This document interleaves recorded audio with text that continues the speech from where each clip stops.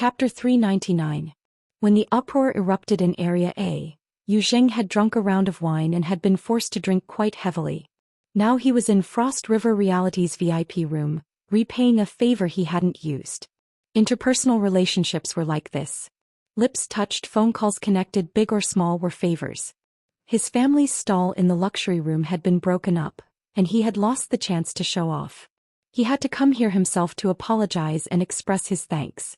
Of course, this was also because in this circle no family was inferior to his. They were the ones he needed to seriously curry favor with. For this reason he specifically had Fan Chu prepare high-grade fruit platters, drinks and the like. He lowered his attitude and visited the VIP floor. Tonight's back and forth had already pretty much worn down his arrogance. Admittedly, there were cold and warm people in this circle, but the host was still quite close. Yu Zheng had once heard someone say that Zhu Maoxuan, the president of Yunde Business School's elite society, had a good appearance but a violent temperament. He was known as the Butcher. But perhaps because it was their first meeting today, he couldn't see where he was violent. Yu Zheng could see that today's main character wasn't actually Zhu Maoxuan.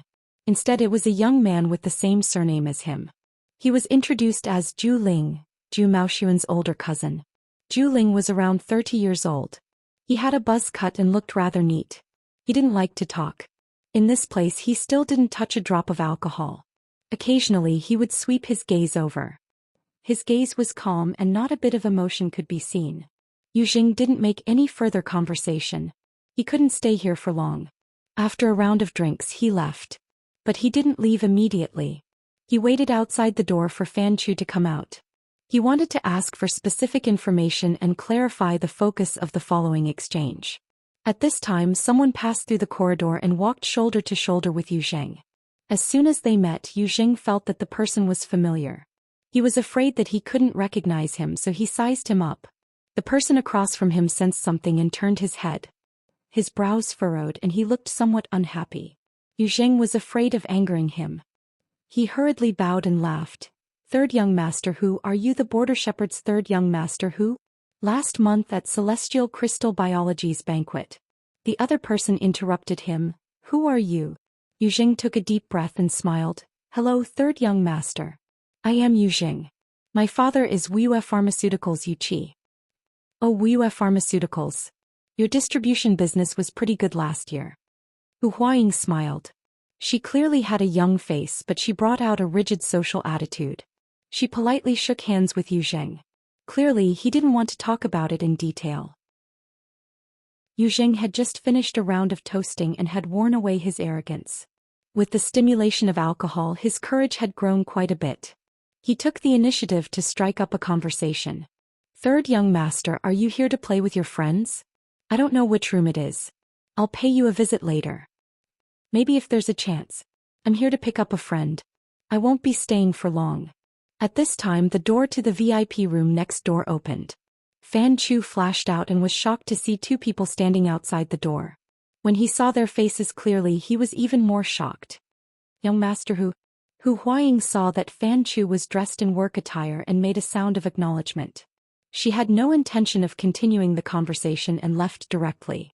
This time Fan Chu looked at Yu Zheng with a slightly different expression. When Hu Huaying turned the corner of the corridor he asked, "You and young master Hu, we chatted a bit at the cocktail party. No one would care about this kind of cost-free boasting." Yu Zheng naturally wanted more of it. Fan Chu nodded and pointed at the door behind him. He said in a low voice, "If we meet again in a moment, don't mention young master Hu's name." Yu Zheng was astonished. "There's something between them." "Nothing. Just don't bring up other side issues." What Fan Chu said clearly wasn't true. Yu Zheng was a bit disappointed with this. In fact, he had hoped to further communicate with Hu Huaying.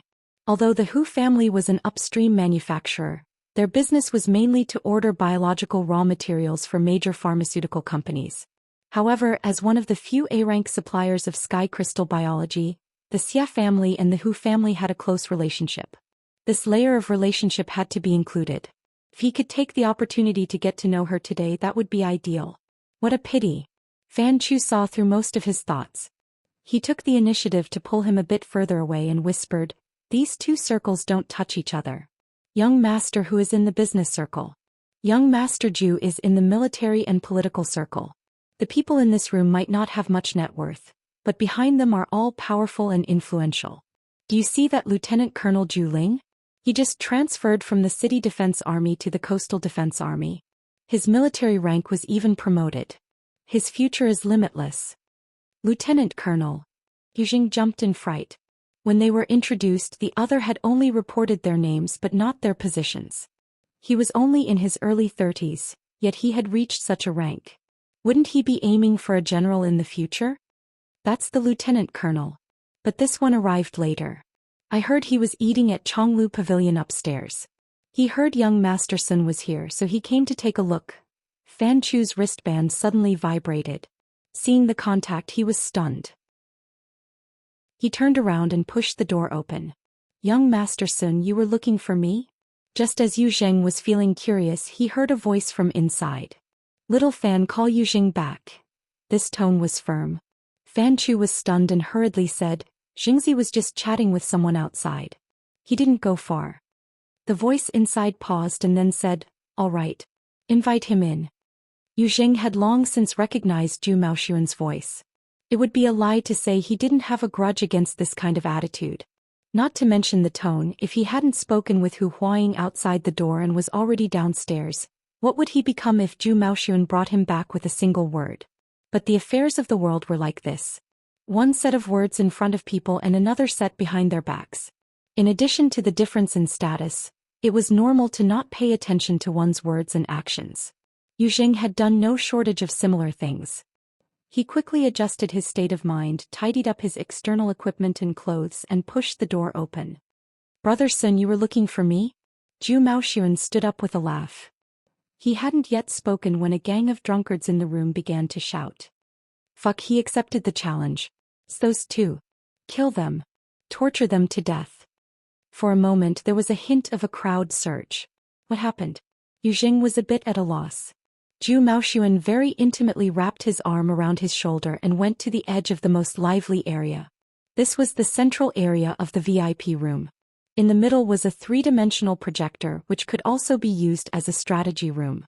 The periphery was surrounded by a circle of maglev cabins.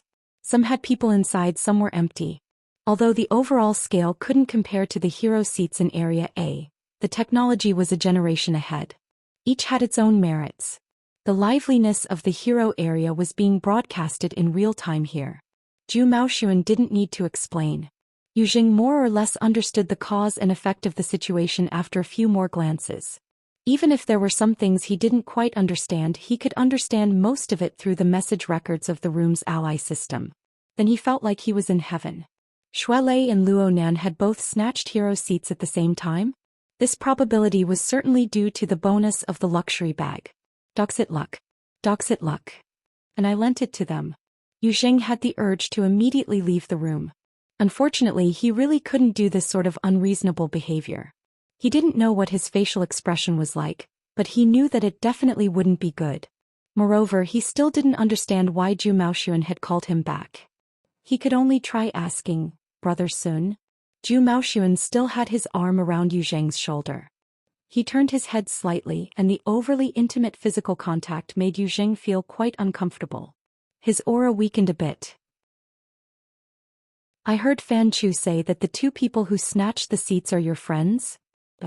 Seeing Zhu Maoxuan's expression, Yu Zheng instinctively felt that things weren't good. He wasn't willing to take the blame for Luo Nan and Shuelei, so he responded very honestly, I just met them today. They are relatives of my little sister's classmate. They're both at Acumen College. Oh, they're at the same school as Tianxi. Tianxi? He also knew Tianxi. A certain string in Yu Zheng's heart was plucked. He wanted to turn his head to look at Fan Chu, but he was unable to move because of Zhu Maoxuan's oppressive body. Soon, that feeling was annihilated in front of Zhu Maoxuan's masked smile. Yeah. Tianxi was invited by them. They should be quite close. When the last sentence was added, Yu Zheng seemed to hear the snigger of a demon in his heart. The resentment that had been accumulating in his chest for a long time was suddenly vented. But soon, a different kind of pleasure was born, like sparks buried under the ashes of grass. Zhu Maoxuan patted his shoulder again, his eyes flashing. I say these two guys don't have eyes. They don't have any face. They provoke public anger and still refuse to repent. If Acumen College is filled with these kinds of people, then it's pretty much done for. The true colors of the legendary butcher began to appear, and they came without any concealment. Yu Zheng felt very uncomfortable in his heart, but he had already loosened his mouth. He didn't have the qualifications to say anything.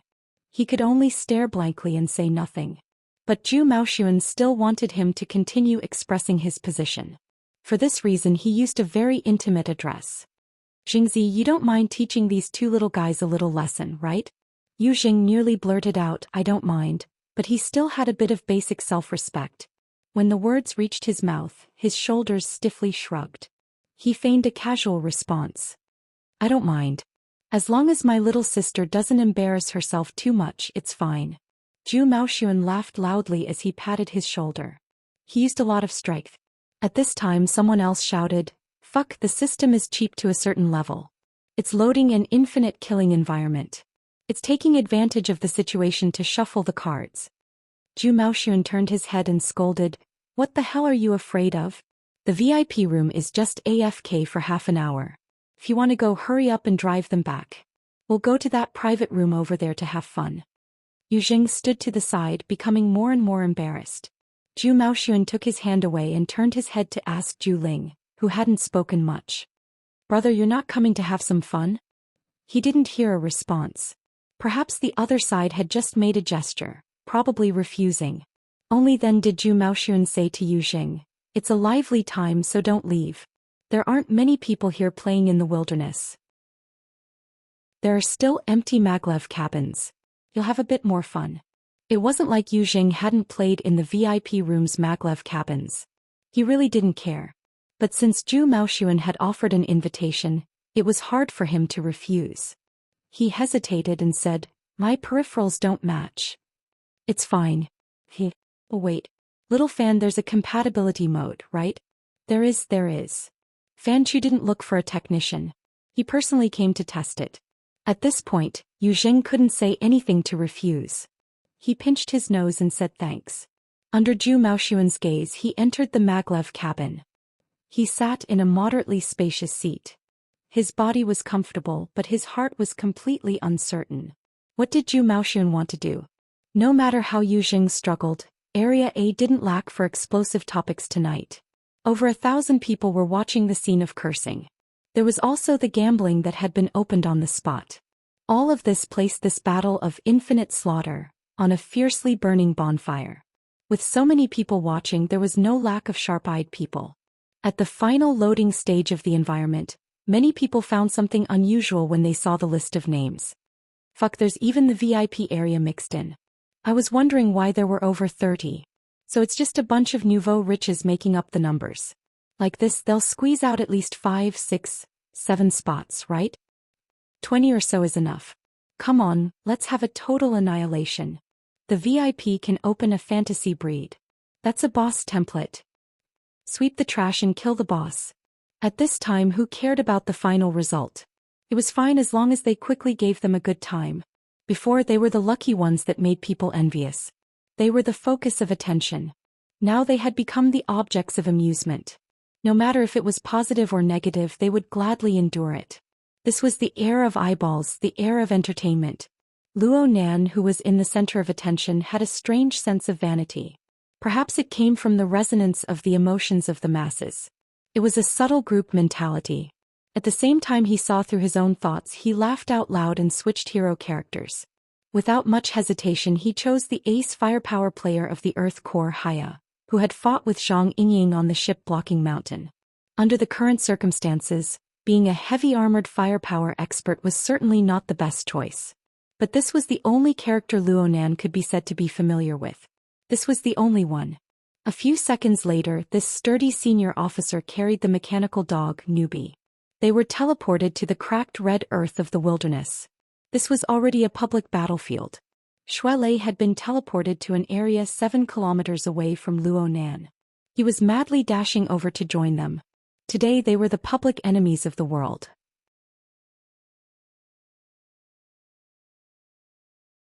Chapter 400. F***ck. How shameful. Luonan never thought that it would have this kind of effect. He could not help but curse. Mo Peng and the others were all laughing in their small circle. At this moment someone exclaimed, "Who's online again?" Luonan did not pay attention to the follow-up of this topic. Everyone on the battlefield had noticed his existence due to the effects of the taunt ability. Regardless of whether they were naive, economical or casual, most of them gathered over here. Luonan was not stupid enough to wait for people to come over. He searched for the nearby area most suitable for unleashing his firepower. Disregarding other factors, a hill was enough. He chose a good position at the top of the hill and followed his old method. He erected a platform maximizing his firepower. Then he waited for the various people to arrive. Noob. Over 1,000 spectators who witnessed this scene had the same thoughts. Absolutely noob. Choosing a heavy firepower user in this environment was already a noob choice. Luonan did not have any companions to protect him. He set up his stance in an extremely conspicuous position. He was treating himself as a target. The effects of the taunt smoke were quite good. A target entered the Fire Eye platform's firing range in a short 30 seconds and was captured by the search radar. The radiation of the electromagnetic waves alerted the enemy. The enemy reacted in time and made evasive movements. Luonan did not hesitate at all. He used the default manual mode and pulled the trigger. Too early. Mo Peng, Tianqi and Luo Biao screamed together. The short hill in the distance was flattened by the bullets. Smoke and fire rose everywhere. The visual effect was quite good, but after a wave of bullets rained down, the results were practically zero. Luonan continued to fire since he did not hit. Mo Peng could not help but shout, "Can you move your finger away from the trigger for a bit?" Before his voice could fade away, the enemy was the first to panic amidst the bullets that filled the sky. He made a meaningless dodge and was hit by a stray bullet. He froze for a moment and then he was taken away by the chaotic gunfire. Luonan muddle-headedly obtained the first kill just like this. The background sound was weak and powerless. First blood. It was like a moan. But area boiled over because of this. The unexpected elimination brought unexpected opportunities. It was unknown how many people pressed the snatch button at this moment, hoping to become the new lucky one. Mo Peng choked on this result. Then he determined. He drowned. Look at the ammo reserves. Blacktooth's core Fire Eye platform was built on a large weight-bearing exoskeleton. Although his movement speed was slow, he was also one of the standby characters who carried the most ammo. There were 3 of each type of ammunition. Including the one on Newbie's body, there were a total of 4. The total weight was more than a ton. But Luonan's bold fighting style had already consumed a quarter of his ammunition base. That was equivalent to 1/16 of the total ammo was gone just like that, and this was for a similarly clumsy rookie. He still had to face close to 30 enemies. If he used this method, he would definitely run out of ammunition and food. Noob, remember to leave a bullet for yourself. Otherwise you'll be jumping into a ring of fire. The so-called jumping into a ring of fire was a term used in the wilderness.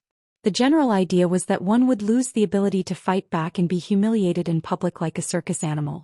There were all kinds of weirdos in the game, and Mo Peng was really afraid that his brother would encounter such misfortune. So he was practically shouting at the top of his lungs, "Shoot! Shoot!" The real enemies were already closing in at this time. There were 5 or 6 people who entered the firing range of the Fire Eye platform one after another. These people weren't stupid. They spread out and closed in from different directions. For a time, the search radar alarms rang out incessantly. Luonan turned his head in all directions and roughly assessed the situation. Then, he didn't say anything. He just directly started fighting. The Fire Eye platform radiated a beautiful fan-shaped trajectory. Even though the battlefield was set to be daytime, it was still extremely dazzling. Shooting in all directions. While Luonan was quite receptive to suggestions. He used burst fire, but the speed was too fast. What difference was there from shooting in all directions? In order to keep up with the tempo of 6 targets, Luonan even brought out Blacktooth's most powerful individual weapon, the electromagnetic sniper cannon. Along with the crackling sound of electric currents, most of the precious special ammunition was fired in the blink of an eye. The spectators in Area A fell to the ground in laughter. He can't run. He's a super noob. In just a few breaths of time, 2 base numbers of ammunition were poured out. Everyone watching couldn't help but gasp in admiration. How bold. But it wasn't just the other side that couldn't do it. Luo Nan reaped a double kill amidst the sweeping trajectory of the electromagnetic sniper cannon. The powerful electromagnetic sniper cannon directly blasted a mutant into pieces. At this time, some people could see that Luo Nan had a single bright spot amidst the mess of game skills. His control of the bullet point was pretty good. His coordination ability was adequate. There was practically no way he could fly into the sky or dive into the ground. Otherwise, even with the support of the FireEye platform, it wouldn't have been that easy to obtain a double kill. The problem was that there really wasn't enough space. The number of enemies gathered in the surroundings was still increasing due to the previous taunt skill. The inefficient method of attacking in all directions wasted too many opportunities to control the tempo. So much so that there were 5 enemies that entered within a range of 500 meters at nearly the same time. This was originally an effective attack zone for the FireEye platform. But under the interference of many parties, Luo Nan's hands and feet were bound. Though the other side didn't have heavy firepower, they still had long-range professions. Luo Nan's FireEye platform, which couldn't be moved, was the best target. Bullets began to streak past his body. Some exploded on the platform's defensive armor, causing sparks to fly everywhere. Some of the equipment was damaged. Whether it was Mo Peng Tianqi or Luo Biao, none of them had the energy to do anything right now. It took a long while before they managed to grind out a half-dead sentence. Let's first attack long range. Luo Nan still listened to their advice. He completely ignored the attacks coming from all directions. He concentrated his firepower on his own, hitting half of the third base of ammunition before finally submerging the target. A triple kill. And it was an achievement of consecutive kills. The system's voice became deep and powerful. Haya has activated the killing mode. Okay, at least he didn't lose out on this tortoise punch. Mo Peng and the other staff officers didn't know if they should feel relieved or sullen. Luo Nan asked them for help for the first time at this time. What do we do with Haya's close-range attacks? This terrible question of sharpening a spear at the last minute made Mo Peng fall backwards in anger. Close my ass. He can play with you however he wants to when he's close. Switch targets. Hurry. Switch targets. The closest opponent was already 100 meters away from him. It was a deep blue walker.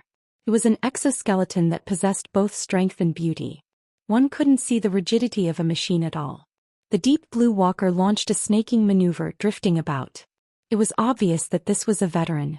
The FireEye platform's radar was unable to lock onto the deep blue walker effectively. Luo Nan could only rely purely on manual operation at this time. But with Luo Nan's ammunition consumption, he might not be able to touch the deep blue walker even if he used up half of the base of ammunition. Luo Biao sighed in despair. You can call it GG. Haya doesn't have a close-range attack? Luo Nan didn't use his ultimate skill of submerging bullets. Instead, he sank into the pit of close-range attacks. He could only lower his head to look for his equipment. Mo Peng's eyes burned with rage as he watched. He hated that he couldn't just reach out and seize control of the FireEye platform. In the end, it was Tianqi who pointed out, there's a hand cannon mounted on the right leg. By default, it's a burst shot, but it needs to be changed to a single shot. Otherwise, the recoil will be too strong. Luo Nan simply tossed aside the hindering electromagnetic sniper cannon. He reached out to touch the outside of his right thigh, and the corresponding device was triggered. Sure enough, a sinister hand cannon appeared in his palm. He simply took it. At this time, the deep blue walker had already entered the 30-meter range.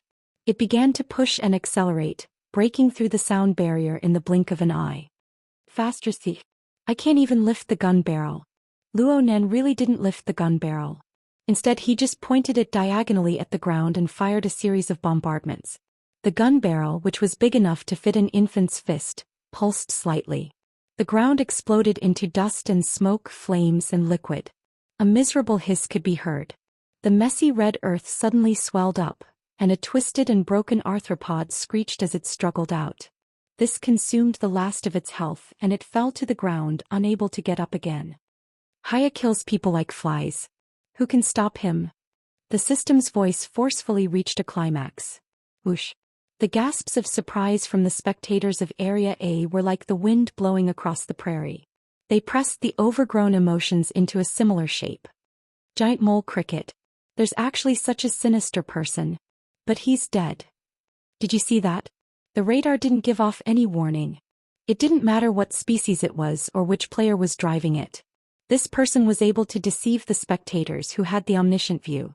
This was admirable. But the result was that he was blasted into mush by the hand cannon. He died a miserable and sullen death. But how did he discover it? The intense advancement of the battle didn't wait for the spectators to sort out their doubts. The supersonic deep blue walker had already pounced over. The alloy blade pointed forward and the format of fire circulated on it in a cyclonic fashion. Cyclonic blade. This was already close to a fantasy martial technique. No one had ever seen it used in reality. The might of this blade could be said to be unstoppable. The blade flashed and the defensive armor of the Fire Eye platform was directly split into two. It was softer than tofu. As for Luonan, he fell backward. His exoskeleton helmet cracked and he cut an extremely sorry figure. But the moment he fell, the hand cannon, which had been pushed up by the powerful recoil, naturally lifted up. The special ammunition burst forth with sparks. Another burst of fire, and the remaining half of the ammunition in the magazine was emptied. At such a close distance, there was no reason for the bullets to miss as long as the trigger was pulled. The deep blue walker let out a pained cry. The collision at supersonic speeds was quite painful, even with the exoskeleton neutralizing the impact. Luonan borrowed the recoil to pull apart the distance. When he landed, he just happened to pick up the electromagnetic sniper cannon he had thrown down. He raised the gun and took aim. The deep blue walker endured the intense pain in his chest and performed a classic evasive maneuver. At the same time, the muzzle of Luonan's gun sprayed out a fully charged metal pellet. The heavy pellet pierced through the joint of the deep blue walker's head and neck. Its trajectory deviated slightly upwards, causing the head and half of the chest to explode. Soul strike. The system's voice exploded. Pentakill. The unstoppable Haya has filled the trash bin with the corpses of his enemies. Luonan let out a breath, lowered the gun barrel and chuckled. Other modes of action were hard to grasp, but Luonan had made Quantum Corporation one of his imaginary enemies for a month already. How could he not be working hard? Besides, he had watched the Deep Blue Walker fight before. He truly understood the classic movement modes of this toy. He had grasped the rhythm just right. Area and nearly exploded amidst Luonan's smile. Luonan's series of actions just now. Step shot, flying recoil, abandoning gun, taking gun, soul strike. He had killed 2 people in succession within 5 or 6 seconds. Let alone Mo Peng and the others. The entire group of spectators in Area A went silent for a moment. Then they exploded. F***ck me. What's going on? Mother***ker. We've been tricked. I'm a noob. I'm his ancestor. 5 empty spots. I didn't get a single one. The chaos in Area A didn't affect the progress of the massacre battlefield. No matter how beautiful Luonan's actions were, he had only killed 2 people. The following enemies couldn't see the marvelous scene. They only knew that the target was motionless and the barrage didn't start again. This gave them even more encouragement, making them rush forward with even more urgency. The Fire Eye platform had suffered an attack from the Deep Blue Walker's cycle blade, and most of its functions had been crippled. It was currently undergoing self-repair with great difficulty. Luonan held a cumbersome electromagnetic sniper cannon in his hand. He also had an empty hand cannon. His future prospects were bleak.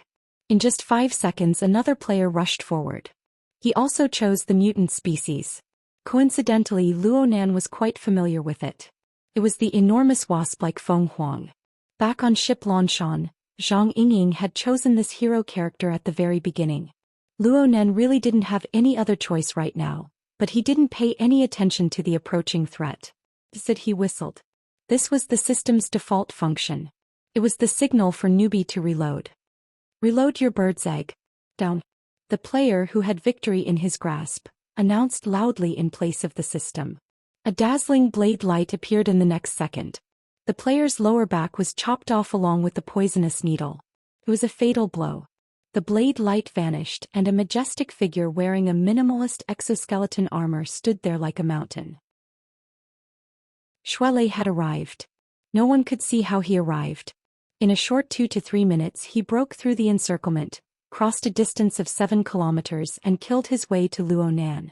Shuelei had already killed 3 people in the time it took to fight and run. He had silently activated his killing mode. Of the 34 people who had entered, 10 had already been eliminated.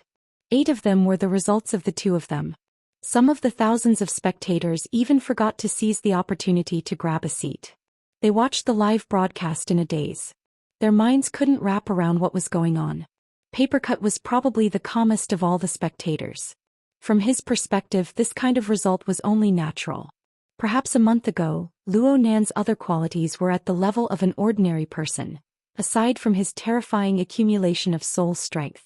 But as his cultivation progressed, his soul strength returned, and the imbalance between his body and soul was gradually smoothed out. He was undoubtedly in a period of rapid transformation. His absolute strength was limited by his physique. It couldn't be considered outstanding, but his endurance, balance, coordination, reaction speed, and other indicators had all exceeded the scope of an ordinary person. The foundation of a skyscraper was compared to a few simple rooms. Even if the height was about the same, their essence was completely different. Whether it was shooting randomly or wasting ammunition, Luonan had been observing and capturing the rhythm. Otherwise, he would have been able to kill the enemy 3 times in a row from a distance of several hundred meters. Did he really think that it was luck? This point was most evident in the instant he achieved a pentakill. Though his opponent had entered the realm of supersonic speed, their reaction speed was a light year apart. They were 2 completely different worlds. However, there was one thing that Papercut really didn't understand. He simply asked, "How did you discover that giant mole cricket?" "I sensed it." Luonan was calm now. He slowly reloaded through the robot dog newbie, and answered as if it was a matter of course. "Hee, the sixth sense of a geek. Do you want to compete with us, sisters?" Emohan mocked him mercilessly. Papercut didn't understand it so superficially. Sensed it? Luonan was in the virtual world and he had received guidance. His soul strength was restrained and layers of electronic signals were transformed. What the hell was he supposed to sense? Chapter 401. It's just a reaction. What else could it be? Luonan's answer was very brief, but he wasn't lying or brushing it off. His mental senses had been withdrawn for now, but his senses on the living starry sky level still existed. From his perspective, the surging emotions of the people around him were superficial and passionate. They were like the floating dust in the galaxy. They were affected by the self-format and they revolved and fluctuated. Luonan didn't have the time to study them for now, but there were some particularly clear targets within them. Because of the clear directivity, they posed a threat to him, so he naturally sorted them out. The level involved in this reaction was not lacking because of the conversion of electronic signals. It could be said that the early warning senses formed by a closed system were applicable to a wider and deeper area than expected. If he didn't hurry up and build it, he would be letting down this discovery. This was the thought that flashed through Luonan's mind as he slowly reloaded. By the time he finished reloading, the situation on the reality battlefield had already completely reversed. Luonan and Shuelei worked in harmony. Close-range defense and long-range offense. Shuelei cut down the nearby targets like he was chopping melons and vegetables. Luonan, who was a bit further away, became more and more familiar with the corresponding rhythm. Most of the FireEye platform was damaged, and the search radar was ineffective. But there were still 2 weapons that could be used. Pure manual operation, coupled with a clear sense of direction, gradually upgraded prediction and super strong reaction ability, formed a shooting precision that left one in despair. Luonan used 3 bases of ammunition during his pentakill. Then he slaughtered 4 more, but he didn't even use half of the base. The cold harvest made the vast majority of the combatants despair. The system loudly exclaimed in admiration, "What a godlike man! Haya has already turned the wilderness into a landfill." "You're the trash." A certain trash substitute who was laboriously moving on the battlefield couldn't help but curse the system back. In the next moment, a metal bullet pierced through his chest, blowing him up in midair. 10 kills. Luonan relied on this head to complete his 10 kills. The system simply let the entire battlefield shine with red light. It was like the surging waves of a sea of blood rolling endlessly. Super God. Super God. The incomparable Haya. all mortals tremble beneath his feet. There was no need for special effects. The entire Area A was greatly shaken. Exclamations, curses and cheers converged into a surging sound wave that engulfed this space. It must be said that Luo Nan's extreme counterattack was really super cool. Even though everything happened in the blink of an eye, his coordination and reaction speed that far exceeded a normal person's allowed him to fully stretch his limbs, making him appear very relaxed. And all of this was projected onto the real battlefield through the feedback of the hero's seat's electronic signals. He was also secretly supported by the game effects. The feeling he gave others was that he was calm, confident and had plenty of spare time. Next, with Shuelei's cover, he reloaded at a moderate pace, controlled his pace and took their heads one by one. He looked quiet and cold and he hit the girl's G-spot. Carefree screams rang out incessantly. Even Ruan Zihue, Chiu Peipei and Tian Si in the Alliance channel were full of praise and excitement. Why didn't I see this before? This scheming man. Mo Peng's heart was burning again. In the past it was the fire of impatience, but now it was the fire of jealousy. Robio was also scratching his head. I remember that he used to be a super noob. It didn't seem like he was faking it earlier. Fine, I'm impressed by his acting skills. Just as Tian Chi was about to express his emotions, he received an inquiry from his cousin. Tian Chi, is there anyone else in the room who's in the battlefield? Of course not. There are only a few slots. Damn it, I was so focused on looking that I forgot to fight for all the empty slots in front of me. Tian Xi's mind had yet to recover from the shock, and she only cared about feeling upset. Tian Xi asked, "No? Who said, go online, just now?" Perhaps it was because girls were more attentive, but Mo Han also responded. That's right, I remember someone saying that. I was right. Tian Chi finally remembered that a few minutes ago his mind had been completely occupied by the intense battle, and he had no time to pay attention to anything else. When Tian Xi reminded him, he found it strange. He went back and flipped through the records and soon he found a clue. There's really someone in the battlefield, but he's anonymous in the Alliance channel and he's offline. Hey, do you have to deceive yourself like this? Who is it? Come out and claim it yourself. Just now, most of the people in the Alliance channel have spoken. Who's the one who hasn't? Mo Peng intentionally spoke in a gloomy manner, but soon he was unable to hold himself back and laughed. No matter who it is, go and defeat a student Haya. I'm talking about you, student Shuelei. You can only watch from the sidelines. You can't rely on numbers to win. Which youngster these days was an idiot? Even if Mo Peng left a thin layer of window paper, who wouldn't understand with just a bit of thought? Yujing, this person really ran into the reality battlefield. Judging from his silent attitude, what he was thinking must be very subtle. Luo Biao was a bit puzzled. He's a VIP too. He couldn't have booked another room, right? They had simply charged out from the flames. How are they so fast? The spectators in Area A were puzzled at first, but they were all in an uproar as the camera moved. There was still one. No, a total of 4 phoenixes.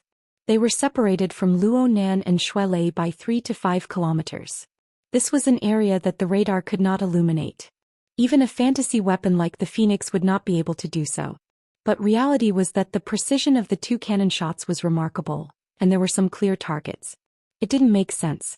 In this hilly terrain, 1 or 2 phoenixes could find the angle, but the others were completely blind. How could they guarantee their precision? Luo Nan and Shuelei could be seen running madly in the reality battlefield while the 4 phoenixes took turns firing their particle cannons. Though they came from different directions, they all maintained an inconceivable degree of accuracy. Luo Nan and Shuelei escaped death time and time again, but their armor was already on the verge of collapse. A godly gunner combination? Look at the list. They're all in the VIP room. Do they have some special function? Most of the spectators were puzzled no matter how they thought about it, but the people in the Allied channel had already obtained the answer through awkward silence. In the end it was Mo Peng who sneered, "Godly gunner? They're godlike observers." Before his voice fell, Luo Nan, who had been running madly without rest, came to an urgent stop. He seized the gap between the 4 phoenix particle cannons and raised his hand cannon. The omniscient view showed that the closest phoenix to him was 1,500 meters away. Gunshots rumbled continuously. 70 meters away, a certain small mound of dirt suffered from concentrated fire. It was instantly plowed by the powerful hand cannon ammunition. What's going on? The group of people had yet to come to a realization when they saw a figure leap out from behind the small mound of dirt. It was a deep blue walker. His speed was extremely fast and his dodging movements were quite skillful. He ran and jumped, occasionally rolling a few times. His movements were extremely fluid. However, his luck was quite bad when facing Luo Nan, who was already a super god. Luo Nan's last bullet from his hand cannon directly broke through his armor and struck a vital spot. Instant death. Since this attack had been launched for quite some time, it did not count as a combo. The system only responded with a powerless first blood. But the spectators in Area A had already subconsciously leaned toward the most dazzling star on the battlefield by a large margin. They were brought to a small climax. 666. He didn't forget to reap even when fleeing. That bro hid himself quite well. He must have been preparing to nest until the very end. A calamity descended from the heavens. No, a super god descended from the heavens. But where's the particle cannon? Someone finally discovered the problem. From then on, the second wave of particle cannons formed a deviation that seemed to cross the entire Pacific Ocean. Luo Nan was too lazy to move. He climbed up another mound of high ground and used the electromagnetic cannon to snipe at the phoenixes one by one. 4 phoenixes had already been set up and were still in the charging phase. They became the best targets. 3 phoenixes were blasted away by high explosive rounds in a row. Luo Nan activated his killing mode. With great difficulty, the farthest particle cannon had exceeded Luo Nan's firing range. It had calculated the coordinates and was about to charge its power successfully, but Luo Nan, who was on top of the mound, suddenly disappeared the instant before the particle cannon was fired. Your target has left the game. Huh. Luo Nan was stunned for a moment, but his blade suddenly flashed. Shuelei, who had been hiding and moving swiftly, was killed painfully. Everything turned to ash. Faster, Xikemi. Banging sounds rang out from within the maglev cabin. The 4 second generations that were participating in the battle exited the cabin one after another. All of them were gnashing their teeth. Zhu Maoshuan didn't join the game, but his expression was extremely ugly. Someone shouted, "That bro named you is really useless. He can't even hide properly?" If he persisted for another 5 seconds, he would have definitely killed those 2. Hey, where's he? He shifted his gaze and saw the maglev cabin Yuzheng was in. A red light lit up outside. Then the cabin automatically opened and Yuzheng practically rolled out. Under the bombardment of Luo Nan's hand cannon, he was forced to carry out a series of dodges. The bullets that constantly brushed past his body completely controlled his rhythm, forcing him to perform operations that exceeded his limits. He did it in a daze. He finished it in a daze. Then the evil consequences of exceeding his limits came rolling back. He did his best to cover his mouth, but he was unable to hold it in. The alcohol and snacks he had stuffed into his stomach sprayed out through the gaps between his fingers. There was even quite a bit that splashed onto his face.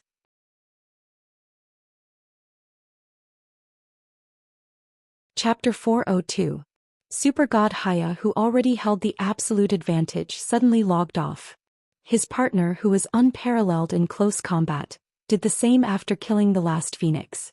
This behavior didn't conform to the logic of a normal person. It caused the onlookers in Area A to discuss spiritedly. There were even some who shouted about shady dealings. It was a scene of chaos. The VIP room was also a mess. Yuzheng struggled in his own vomit. Snot and tears sprayed out. The physiological effects and psychological effects of this were probably the same. The room's self-cleaning system was activated, and a multifunctional robot came up to clean. The group of second-generation kids were avoiding snakes and scorpions. No one could stay in the room any longer. Zhu Ling, who had been sitting on the sofa all this time, stood up and walked outside. "Brother!" Zhu Maoshuan shouted and hurriedly chased after him. Before he left, he instructed Fan Chu, "Take this, brother. No, let's switch rooms first. You watch him. You can go over after you clean up." Zhu Maoshuan didn't pay attention to Fan Chu's reaction after he finished speaking. He directly chased after Zhu Ling. When he reached the door, he saw Zhu Ling communicating with someone through his wristband. He hadn't gone far. Zhu Maoxuan breathed a sigh of relief, but he also had a headache. He hated Luo Nan and Tianxi ever since the disastrous failure of his courtship at Ocean Sky Cloud City. He had been looking for an opportunity to vent his anger. Tonight he learned from Fan Chu that Luo Nan and Tianxi had come over. He wanted to trip them up and give this adulterous couple a taste of his own medicine. It wasn't that he couldn't do it, but he wouldn't have any face to do so. It just so happened that his cousin and a group of military officers were upstairs being invited to a banquet. The identities of both parties attending the banquet were quite special. He wanted to borrow this opportunity to play a bit more clever. Who would have thought that the opening he chose was that Yu Jing didn't know how to do things? He had people evacuate the room early on, causing a disturbance in the hero seat. Zhu Maoxuan had been impulsive for a moment. He wanted to play around in the game before he acted in reality to warm up the place. He never expected to be slapped in the face by someone else. There was a risk of failure in all his plans. Zhu Maoxuan was fully aware that his cousin thought highly of himself. Now that he had transferred from the city defense to the field forces, it was time for him to care about his reputation. It wasn't a big deal to help him out normally, but if he did things too viciously, Zhu Maoxuan probably wouldn't put in any effort. His mind was spinning like a windmill, thinking of how to persuade her. Unexpectedly, Zhu Ling glanced at him. When he picked up the phone, he no longer used the guttural ventriloquism that the military was accustomed to. He switched to normal speech mode. Please wait a moment. What about that Yu Jing in the room? I've already called someone. Here they're coming. I guarantee that they'll sober him up quickly and clean him up. Zhu Maoxuan saw that there really was a waiter coming over. He grunted and raised his chin, telling Fan Chu to get lost. Zhu Ling muttered to himself in silence while Zhu Maoxuan was berating Fan Chu. It wasn't until the waiter walked past him and entered the VIP room that he opened his mouth and said, "In a moment before Qin Weikan arrives, go to that room." Not together? No. You go first. You go together with that Yu Jing. Zhu Ling glanced at his cousin and spoke with a tone that could not be refused. Just the two of you? Zhu Maoxuan was stunned. This didn't seem right. While Zhu Maoxuan was dizzy, Fan Chu's head was full of questions. He was very vexed. From his perspective, Zhu Maoxuan's request to change rooms was preposterous. Everyone knew that resources like the VIP room had to be reserved. Now that Frost River reality was full, changing rooms was easier said than done. Fortunately, his luck was pretty good tonight. After a delay of 2 minutes, there was a VIP room that wanted to check out. He used a god-level operation to get the room before the customers lined up to reserve it. But just as he spoke to the group of second-generation young masters in the room, the VIP room guide sent a message. The customer who just checked out refused to leave and requested to renew the room. If this was the case, Fan Chu could have used the excuse of store regulations to evade it. But he heard 2 names from the guide. Young Master Xia, Young Master, who are both here. Fan Chu's heart was about to explode. He barely managed to deal with Zhu Maoxuan's questions. He took a few steps around the corridor and arrived outside the Frost 7 room. The door to the VIP room was wide open. The beautiful guide was at the door, dealing with the questions of the customers inside. For a time she was in a difficult situation. Why didn't you wait for us to leave before initializing it? Isn't Frost River reality supposed to preserve the data of all VIP customers? Canceling or renewing a subscription is very normal. We admit that we lost our reservation, but we haven't even unloaded our equipment. We haven't even left the door. Why are you doing this to us? We won't make things difficult for you. Where's Yinlu? You can have her come over and communicate with us. Fan Chu's heart was filled with bitterness when he heard the name Yinlu. If he really did attract that person, then his position as store manager would be pretty much abolished. He was a clever person. Although he had not entered, he had a general understanding of what was going on from these snippets of conversation. In the end, it was a disaster caused by him forcefully cutting the queue. In order to replace the customers who had made reservations, he had done a small violation of the rules. Neurotic. Oh, he was actually the former president of the Mystic Arts Research Society, Du Yong. His ears were extremely sharp. When he heard this, he glared at him and cursed, "Screw off. Amateurs shouldn't interrupt." Hu Huaying was too lazy to bicker with a neurotic person. He just silently gave him the middle finger. Xie Juanping's face was still dark as he stared at Fan Chu. We used the projector in the VIP room to make changes to the design.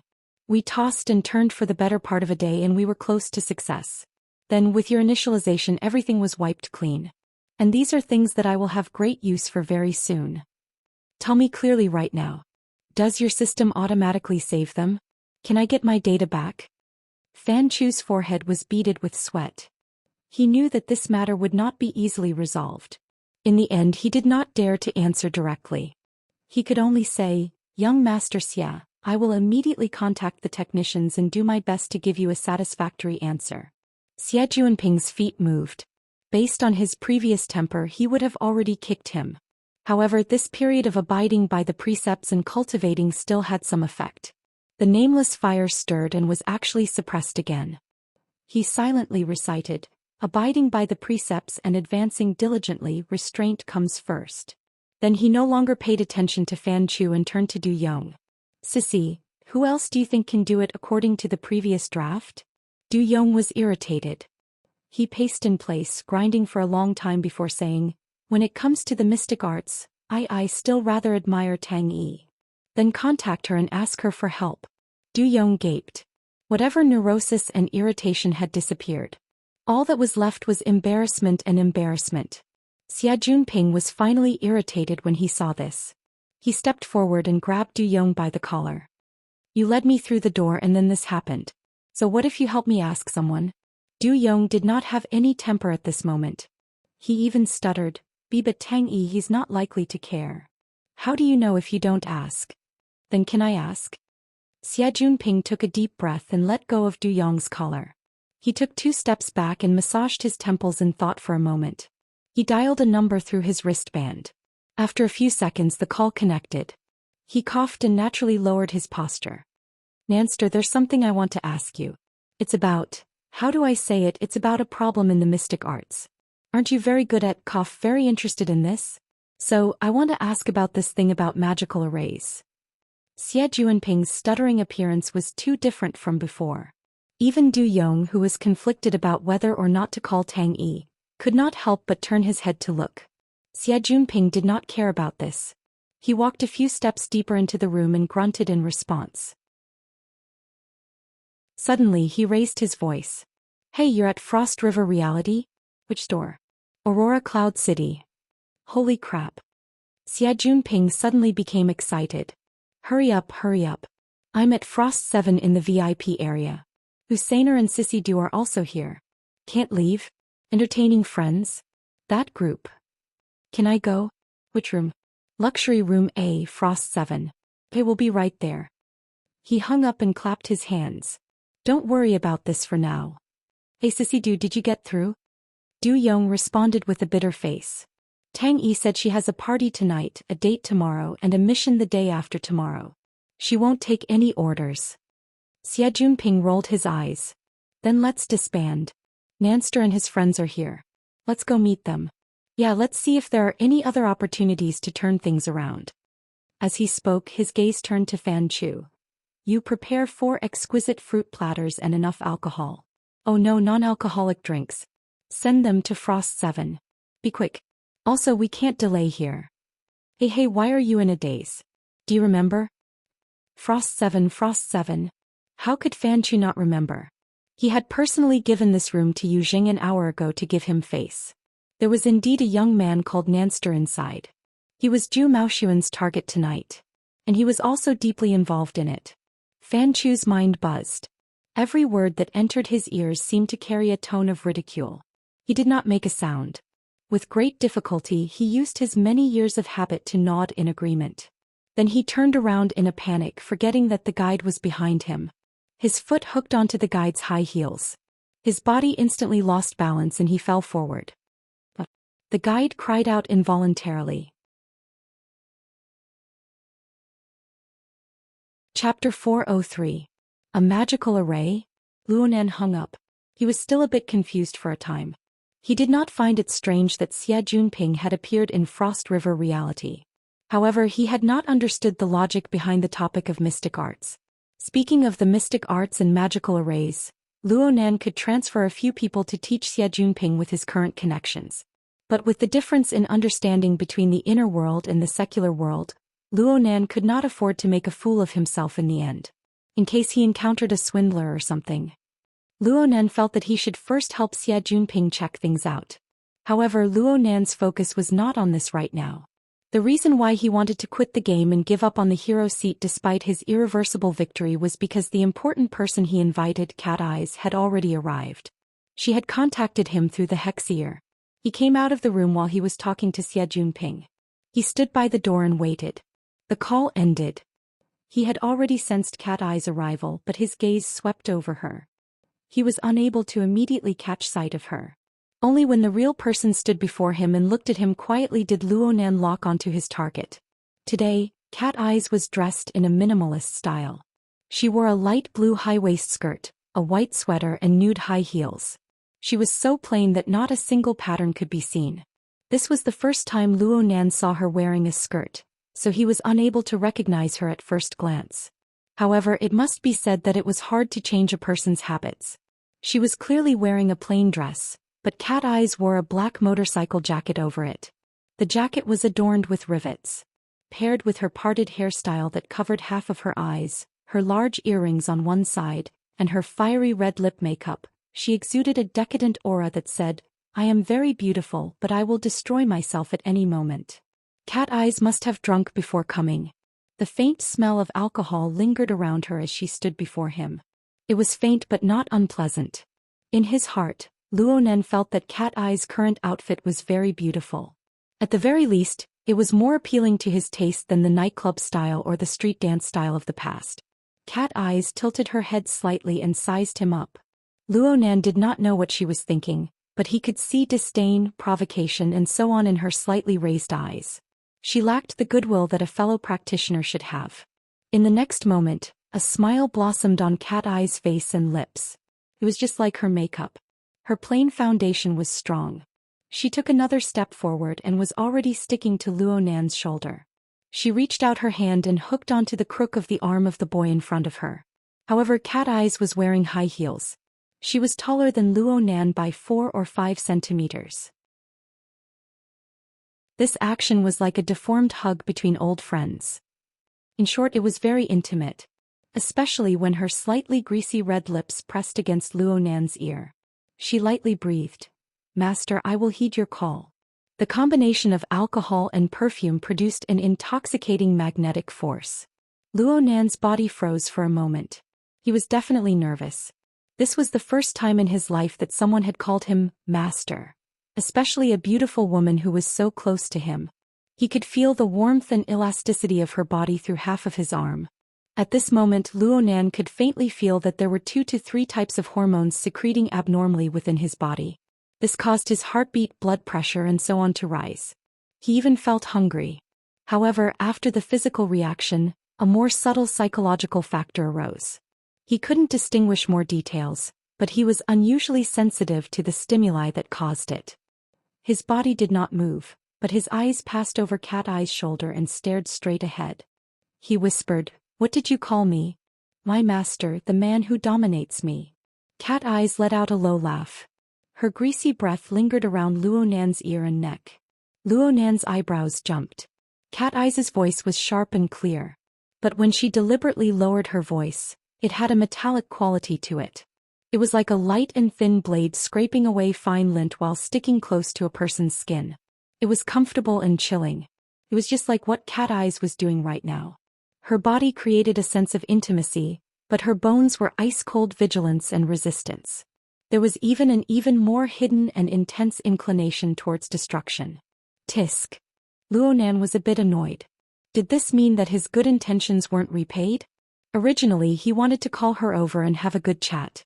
It would have been fine if she had maintained her previous indifference. But who was she trying to mock by putting on the face of a mistress? Could it be that I really want to destroy you? It was this flashing thought that suddenly touched a certain button in a complex physiological and psychological mechanism. He suddenly froze for a moment and a certain advanced thought burst out of its eggshell. It was like a gorgeous and malevolent viper, emitting a hissing hiss. It was very easy to destroy. This thought was born, and the first thing to respond was his body's instincts. In an instant, the secretion of various hormones within his body exploded. His heartbeat, blood pressure, and hunger increased once more. Together, they formed a feeling of excitement that he had never felt in his entire life. The excitement was so sudden and intense that an astonishing heat burst forth from his internal organs. His entire body seemed to swell by a size. This sudden burst of energy acted on his nervous system. Luo Nan's forearm unconsciously raised to exert force, but it touched Cat Eye's elbow. He subconsciously closed his fingers and firmly grasped it. The motorcycle jacket was embedded with rivets in this position. The metal granules pressed into his palm, giving him a bit of pain. Cat Eye's mocking name came in a 3-hit combo at this time. "Master, what do you need?" Heh. Luo Nan looked straight ahead. He did not look at Cat Eye's, and he only let Cat Eye's see his side profile. After a hot and dry breath, the corners of his lips curled up. He exerted a bit of strength in his cheeks, but it was nothing compared to the restlessness of the living starry sky. The stimulation from the slight pain in his palm forced out a fidgety and unyielding emotion. It was like a fireball, the sound of it piercing straight into the sky. It burned the living starry sky, causing all the stars in the sky to lose their color. The others were fine, but the life sketches of the believers who were closely related to him had minute deformations. There was the possibility of them becoming chaotic and unbalanced in the next moment. Cat Eye's was not the only one affected by this. Luo Nan finally sensed that something was wrong. His thoughts changed once more and his impulsive emotions submerged. Only then did he put an end to the surging waves of the living starry sky. The danger did not manifest. It only rippled slightly on a level that was hard for the believers to detect. And Cat Eye's clearly did not sense it at all. So in essence, Cat Eye's was just saying it. She was powerless against her own fate. How pitiful. The restless emotions were suppressed, and Luo Nan recovered his usual way of thinking. He targeted Cat Eye's, and there was even a faint feeling of pity. Say, this description was far too hypocritical. In any case, Luo Nan temporarily erased those extreme thoughts. The difference in the positioning of the living starry sky naturally pushed his state of mind to a higher level. It erased most of his misgivings, allowing him to speak more leisurely and casually. "Let's call you something else. This name is too funny." Cat Eye's did not know that a deadly storm had silently arisen in the space of a single breath. It had silently dispersed. Her heart was filled with negative emotions, but they were pushed to her face. They transformed into endless mockery and stimulation. "So my boss. Do you?" Luo Nan actually had some self-awareness of being a boss. Perhaps in Cat Eye's eyes he had a similar image. There was no point in forcefully seeking to change it. He was still holding Cat Eye's elbow at this time, and the two's bodies were pressed together in a more powerful manner. It was fine when Luo Nan was in a restless mood, but something was wrong now. Luo Nan took the initiative to let go and spoke softly. "Brother Papercut will come over in a bit. I'll wait for him here. You go in first. Leister is inside." Cat Eye's was clearly stunned when she heard the names Papercut and Shuele. This situation was a bit different from what she had imagined. He felt a bit awkward. "Perhaps." "Yes, boss." In the end, Cat Eye's let go of Luo Nan's arm. She wore a smile that was both intoxicated and mocking as she walked into the room. Luo Nan did not move at all. After he let go, his slightly outstretched arm was actually stiff. Of course, his words were just an excuse. He had contacted Papercut long ago. Papercut and Tianxi were in the strategy room right now. They would come over in a moment. It wasn't like he didn't know the place. What was there to welcome? The reason why he said this was because he needed a buffer. Tonight's meeting was far from what he had originally imagined. Without Papercut, not only did he not know what to say, but his mood was also off. Yes, the restlessness that he had just suppressed had come to add to the chaos after Cat Eye's left. The entrance to the luxurious room was wooden. Area A's 2D and 3D interweaved. The gorgeous and bewildering light and shadow effects made him even more annoyed. Advertisements were inevitable in such a crowded area. 7 or 8 out of 10 advertisements were supported by handsome men and beautiful women. Luo Nan had seen them in the past, but now that he saw the beautiful female stars flashing across the hologram, his feelings were different. Really was different. Back when he was facing Cat Eye's, he had only used simple concepts and descriptions. He had thought of them and used them when he felt that they were appropriate. But now, under the bewildering light and shadow, these rigid concepts were like the residual sensations on half of his body. They were faintly discernible, but they came alive one after another. The entire world that operated according to established laws and principles was becoming more and more complex and chaotic. Luo Nan subconsciously licked his lips. He waited for over a minute, but Papercut had yet to return. Even Xia Junping, who said he would come to ask for guidance, was nowhere to be seen. Though there were only Cat Eyes and Shui Lei in the room, the atmosphere was strangely harmonious. They were chatting happily. All of this was reflected in Luo Nan's sensory network. It was as if he could see it with his own eyes. Shui Lei asked Cat Eyes about her occupation. He was very curious about the lifestyle of a veteran ability user. Cat Eyes picked up a piece of fruit and answered casually, "I'm just an ordinary dance teacher. I partnered up with someone to establish a studio. It's mainly for short-term training in the entertainment circle. Occasionally I'll do some choreography." "Wow, you get to meet a lot of celebrities." "Not really. I mainly train newcomers. There are quite a few silly, sweet and black-bellied women who dream of being a celebrity. But a considerable portion of them might go drink and sing with celebrities in the blink of an eye. It's very interesting." Cat Eyes said to Shui Lei with a smile, "If you have the time, you can come to my place to earn some extra money. You can get to know some pretty girls." She gestured to Shui Lei, "A young, strong and fit coach like you. Those women would love nothing more than to swallow you whole." Shui Lei's face immediately flushed red. He waved his hand over and over. I don't know how to dance." Traditional martial arts routines are also a type of dance. Even though live-action movies have declined, there has always been a market for superpowers, martial arts and the like. Many management companies have a demand in this area. I still have to go help out with the gym master." Shui Lei still couldn't quite accept such a dirty topic. He found an excuse for himself with great difficulty, but the heavens knew that Divine Yu Gym was about to close down. What else could he help out with? Cat Eyes went, "Oh, I have an impression that you came from a Daoguan. Do you want to open a Daoguan and accept disciples in the future?" "Yeah. That would be extremely ideal for me. Like the gym master or like the society's Mr. Giant Arm." They were already talking about their ideals. It shouldn't be a problem to go in, right? Luo Nan took a deep breath, put on an indifferent expression and walked into the room. Cat Eyes saw Luo Nan enter, but she pretended not to see him. Her behavior was completely different from her intimate behavior outside. On the other hand, Shui Lei let out a long breath. His tall and sturdy body shrunk into the sofa, indicating that he couldn't handle this big sister. It was better for Nanster to do it.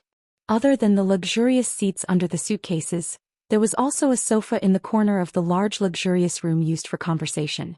Right now, Shui Lei and Cat Eyes were sitting on either side of the sofa in the corner. Cat Eyes was in the middle and Shui Lei was in the corner, maintaining a polite social distance. Luo Nan looked around and walked over. He wanted to sit next to Shui Lei when he started walking, but in the blink of an eye he had already bypassed the coffee table and walked to the middle seat. He was going to sit together with Cat Eyes. Shui Lei didn't think too much about it. He picked up a canned drink from the coffee table and tossed it over. He said, "You haven't even eaten the fruit platter yet. If you put any more, the taste will change."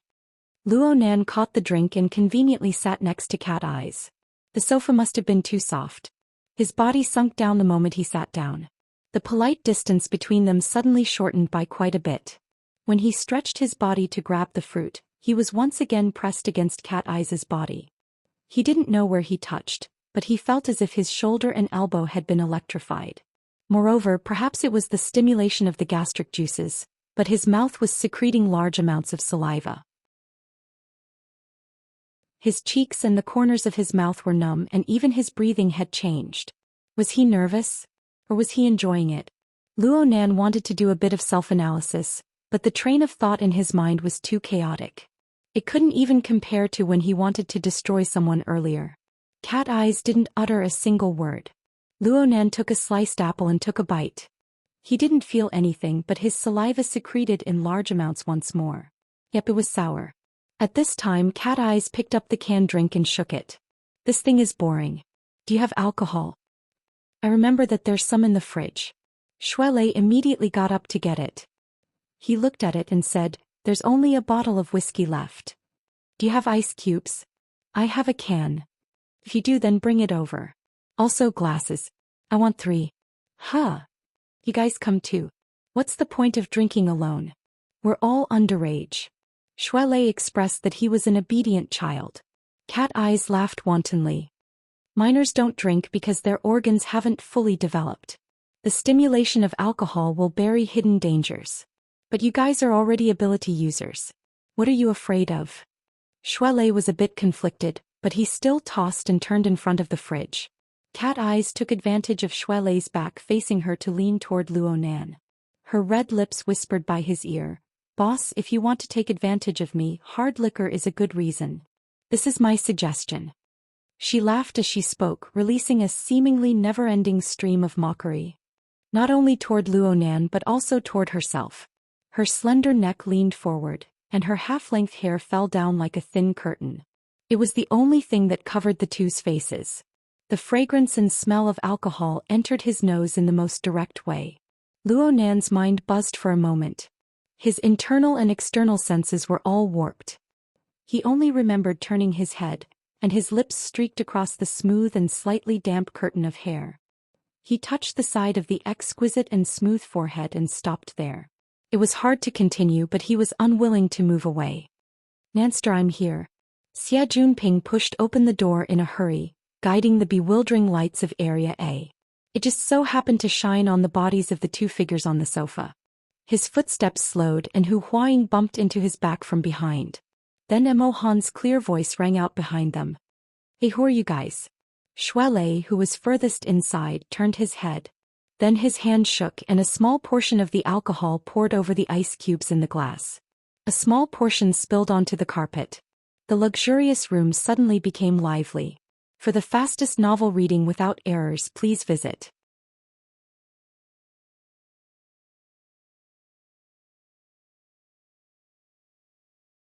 In comparison, after old driver Xie Junping's initial loss of composure, he and Hu Huaying formed a perfect example of a gang of scoundrels. They spoke and laughed calmly. With a sentence like, "Nanster, are you having a get-together with a beauty?" along with the fruit platter and drinks, they quickly reversed the chaotic and subtle atmosphere in the private room, causing it to become lively. During this time, Cat Eyes was very steady. Her posture didn't change at all. It was as if everything that had just happened was an illusion. She even hooked her finger at Shuelei and took a glass of whiskey from the wine tray. She held it in her hand and shook it slightly, making the ice cubes and the whiskey make a slow and monotonous sound as they collided. Luonan still had to make way for Shuelei. He felt that he had been reduced to a waiter. Wait a minute. Wasn't this more like a special service personnel? He could not help but clench his teeth. He was embarrassed but also angry. If Cat Eyes wasn't afraid, then what the hell was he afraid of? At this time, the majority of the people who had rushed in had their gazes fall on the sofa corner. They were already unable to see the situation. Cat Eyes sat alone on the sofa's main seat, while Luonan and Shuelei stood together. There was a certain distance between the two. If one were to forcefully say that there was, then it would probably be that Cat Eye's makeup and actions were extremely mature and charming. It caused several young men and women to stare stupidly. Then the gazes of a portion of people were attracted by the alcohol set that Shuelei was carrying. Tong Hui of the Gray combo hit the nail on the head with a single sentence. The Adelberg classic. Well, you guys actually opened the original whiskey. The alcohol content of this whiskey was over 60%, and the taste was quite strong. It was certainly not suitable for young people to drink. Shuelei discovered this when he opened the bottle. He rushed to express, "I'm not drinking it. Whoever wants to drink it can have it." Luonan felt his mouth go dry at this time. Perhaps it was because of his guilty conscience, but he felt that Cat Eye's breath lingered on his lips. He saw that the amber alcohol was soaked in ice cubes. It looked quite thirst-quenching and the smell was quite strong. Luonan grabbed a glass and drank it in passing. Holy crap! Tong Hui was immediately shocked. Luonan also realized that there was a problem. The alcohol entered his throat.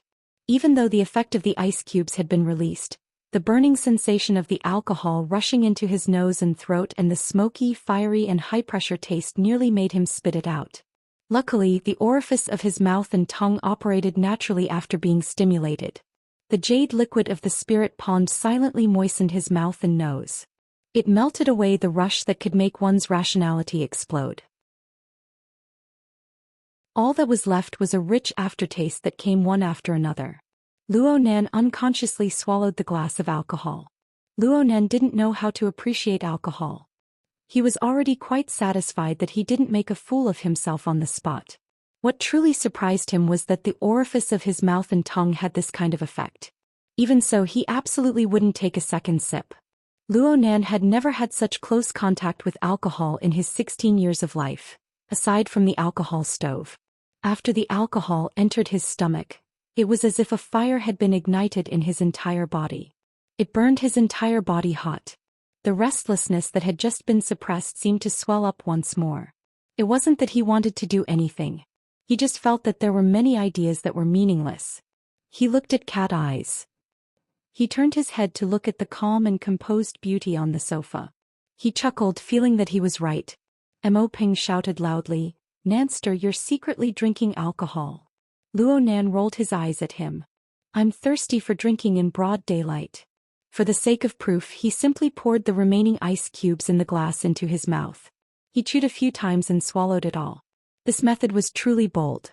Mo Peng and the others felt a chill in their hearts when they saw it. Tong Hui was very impressed. "One look and you can tell that he's a veteran. Back then I also drank it in one gulp and then I directly sprayed it on my dad's face. Don't tell me that drinking ice cubes can suppress it?" Looked like he really wanted to go home and try it out. Luo Nan observed a moment of silence for him. This brother certainly didn't have the orifice of his mouth and tongue or the ability to transform the jade liquid of the spirit pond. Hopefully, the dual stimulation of alcohol and ice cubes wouldn't cause him to doubt his life. After this interruption, the direction was completely crooked. The awkward atmosphere was pretty much dispelled. Luo Nan's state of mind grew more and more natural. He once again took on the responsibility of being the host and introduced everyone. Xia Junping and Hu Huaying were both seniors of Acumen College. They were older than Mo Peng and the others by 5 or 6 years. They were able to lower their statuses so they were easy to blend in. Luo Nan had only met Sissy Du Young. Luo Nan had only met him once, so he could only give a simple introduction. However, Tianqi was here.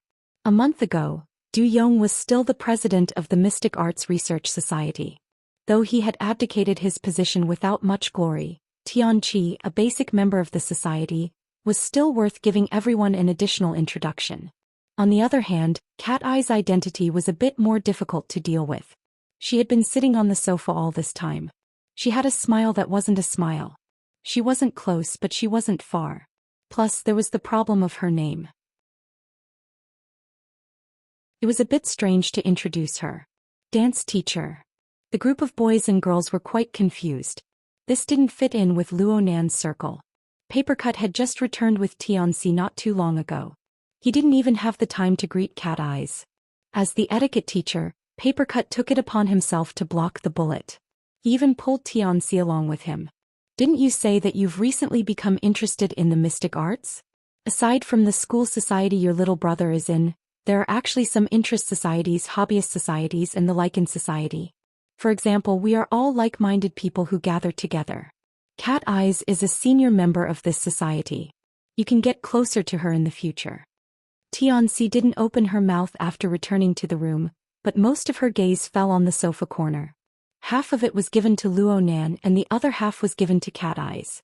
She was suddenly seen through by Papercut and her mind panicked. However, she was quick-witted in the end. She immediately had the awareness to act as a shield. She immediately walked forward, bowed, and extended her hand across the short table. "Hello, Sister Cat Eyes. Tianxi. Please advise me in the future." Cat Eyes still hadn't gotten up from the sofa. She just extended her hand and lightly touched Tianxi's. She appeared a bit cold. "I can't say advise you, but since you've entered this circle, there are opportunities to exchange experiences." Tianxi smiled warmly. "I haven't officially joined yet. Is the day when you're involved with a certain person still far away?" Tianxi was a bit startled. She locked gazes with Cat Eyes in the next moment. She only felt that her hair seemed misty, but it was actually cold, clear and sharp. There was also a subtle implication that said, "I understand everything."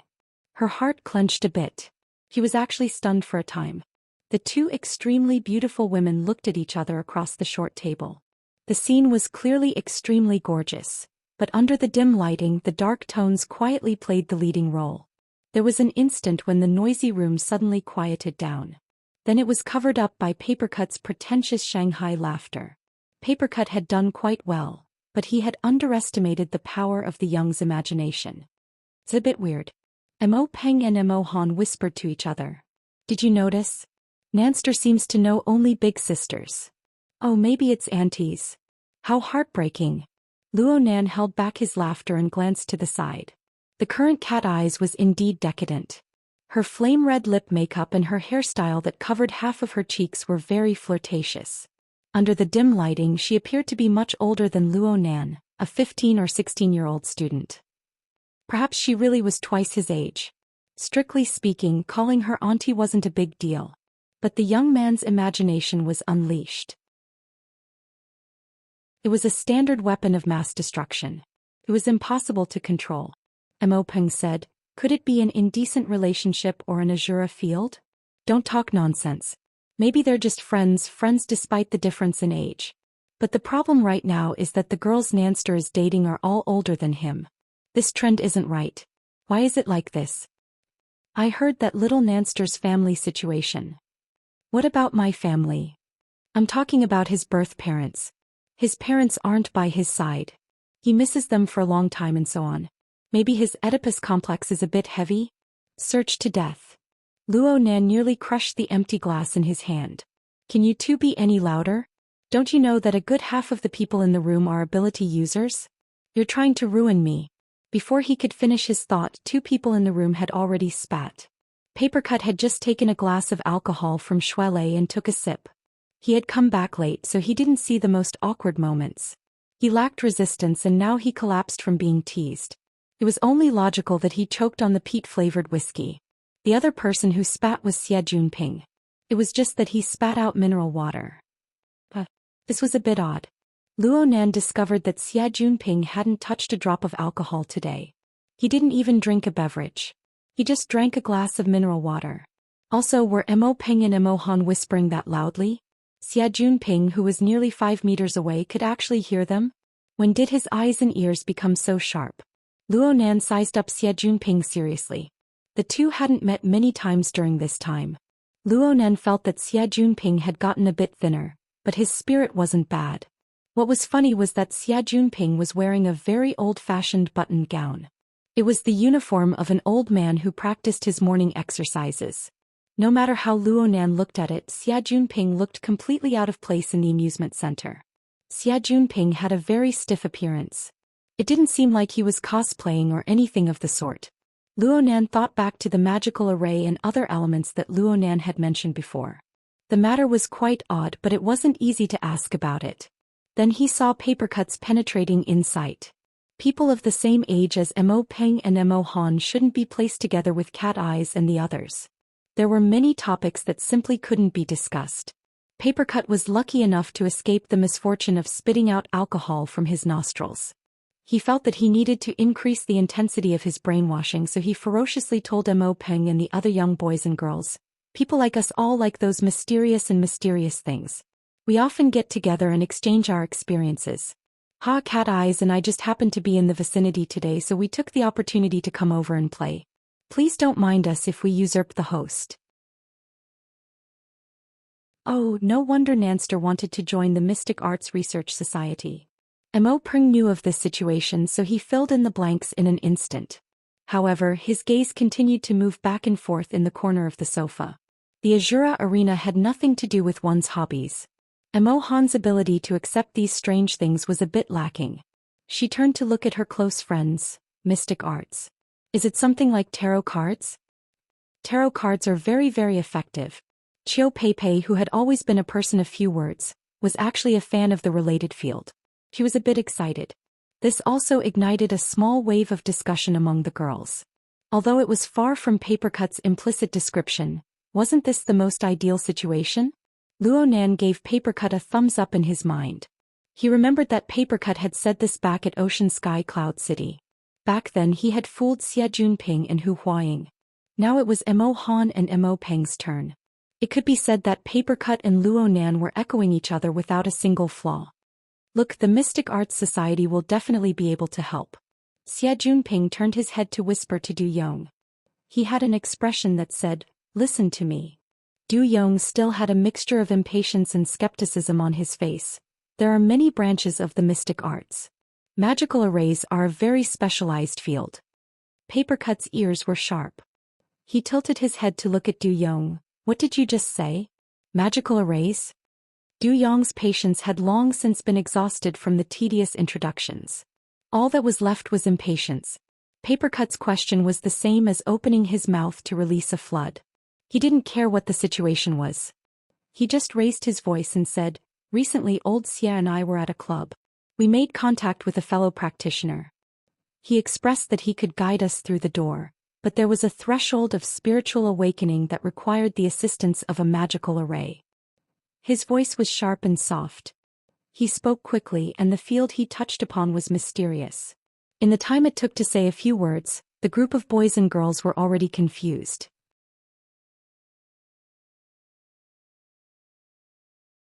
Chapter 405. Seeing this, Papercut gave Du Yong a meaningful glance. He wanted Du Yong to slow down. However, Papercut still did not understand Du Yong. This neurotic fellow was already on the verge of collapsing from all his hard work. He would not stop talking. Hu Huaying saw the problem and wanted to stop him, but in the end she was unable to. This brother was completely stuck inside.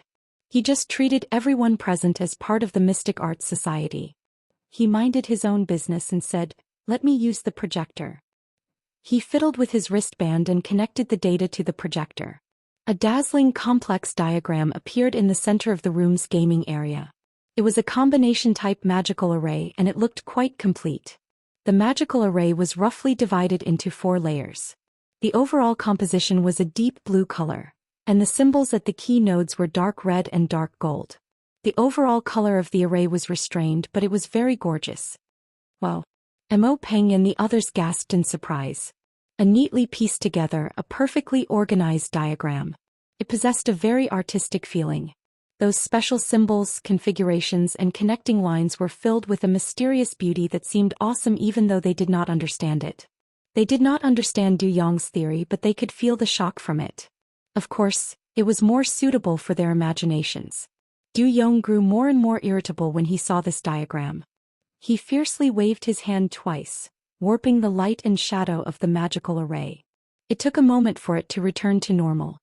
"It's this damned format. Damn it." Luo Nan was quite sensitive when he heard the word format. He raised an eyebrow. "It's not that format. It's the file format." Xie Junping knew what was bothering Luo Nan. He saw that his companion was unable to communicate normally, so he took the initiative to explain, "The wristband doesn't support the file format of this design diagram. We can only enter read-only mode and look at the projection. However, the computer and the projector in the private room was fine, so we copied it and modified it. We didn't expect it to suddenly reset, so we didn't have time to save it. All our efforts were gone.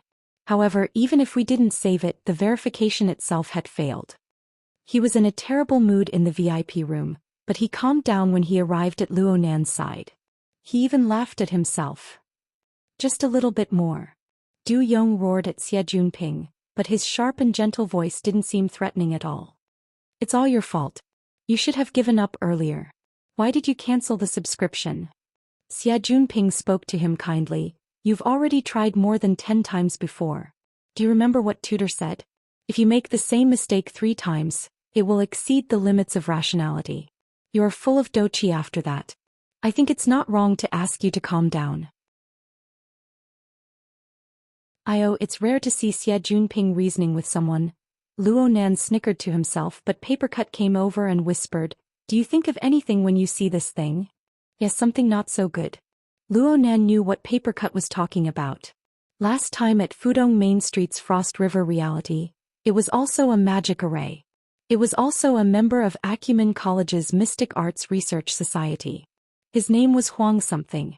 Just like that, the forged human-faced arachnid became the experimental product of the Order of Justice. Luo Nan was still extremely sensitive to such matters. Luo Nan's gaze rested on the projection of the magic array. From the perspective of the mystic arts, Luo Nan didn't have much to say. At most, he had a bit of a basic concept. However, from the perspective of the operational structure of energy and information, he had a bit of a right to speak. He tried to straighten out the order laws and principles inside, and he started with the three-level structure of formatting theory out of habit. He was entranced for a time. On the other side, Papercut directly asked Luo Nan, "This magic array can be used immediately, right? What I mean is that you don't need to arrange and engrave it. You just need to use the light from the projector." Yes. This is what Tudor meant. Du Yong nodded like he was pounding garlic. He was actually able to see this point with a single glance. Du Yong's confidence in Papercut and the society instantly rose. "Did you hear that? Hey." Papercut wanted to talk privately with Luo Nan, but he saw that this bro was already entranced. Papercut could only give Luo Nan a light nudge, telling him not to rush into a domain that others could not understand. First, figure out the surrounding information. Once you have a direction, you can talk about professional matters. This way you don't have to worry too much. This was the advice of a veteran. Luo Nan was quite convinced. However, Luo Nan really did have a vague idea after sweeping a few glances, and it wasn't from formatting theory. It was a very rare situation. Luo Nan reluctantly glanced a few more times, temporarily turning his mind to the plane of reality. He inexplicably glanced over and saw that Cat Eyes had been tasting wine in the sandy corner all this time. She had poured an unknown number of cups. Cat Eyes is in a bad mood. I can tell that she's in a bad mood. Let's not bother her for now. Papercut indicated for the two of them to go first. He felt that Luo Nan wasn't paying attention, so he repeated the information he got from Du Yong. Only then did he laugh. It's a very familiar situation, right? Luo Nan nodded. Papercut wasn't present at the time. He must have read the operation briefing in detail afterward. And the main source of information for this briefing was Luo Nan. Of course, he wouldn't forget. It's exactly the same as last time. Are you talking about the Order of Justice? It shouldn't be. If it's the Order of Justice, the inner magic ring will certainly show an extremely clear balance or imbalance. It's quite easy to recognize. I learned a bit after the event. It seems that the technique of forming a magic array through projection has spread over the past 2 years. Many orders are doing this. Then, Luo Nan felt that the direction was a bit chaotic. I currently have a direction. The main structure of this magic array is quite complete. It doesn't have those laughable mistakes or the rigidity that imitates ancient times. It isn't some kind of charlatan scammer. The difficulty of drawing it isn't high either. All you need to do is be patient. On the other hand, the so-called adaptive adjustment is quite interesting. It tests one's spirituality and creativity in related fields. It looks like a written entrance exam. Is the order recruiting? It's spiritual awakening. The name matches the reality. However, no order has ever done this before. They place more emphasis on the pious faith of their believers. Luo Nan keenly grasped the most crucial piece of information. Never before? Definitely not. It might not necessarily be an order. It could be a firm like the Society or Her Majesty Empress Wu. Papercut grinned. This is the importance of surrounding information. I just asked little Xia. Their teacher taught them spiritual awakening techniques. There are very clear religious rituals and directions. Luo Nan rolled his eyes. You can just say it directly. Creation. Which one?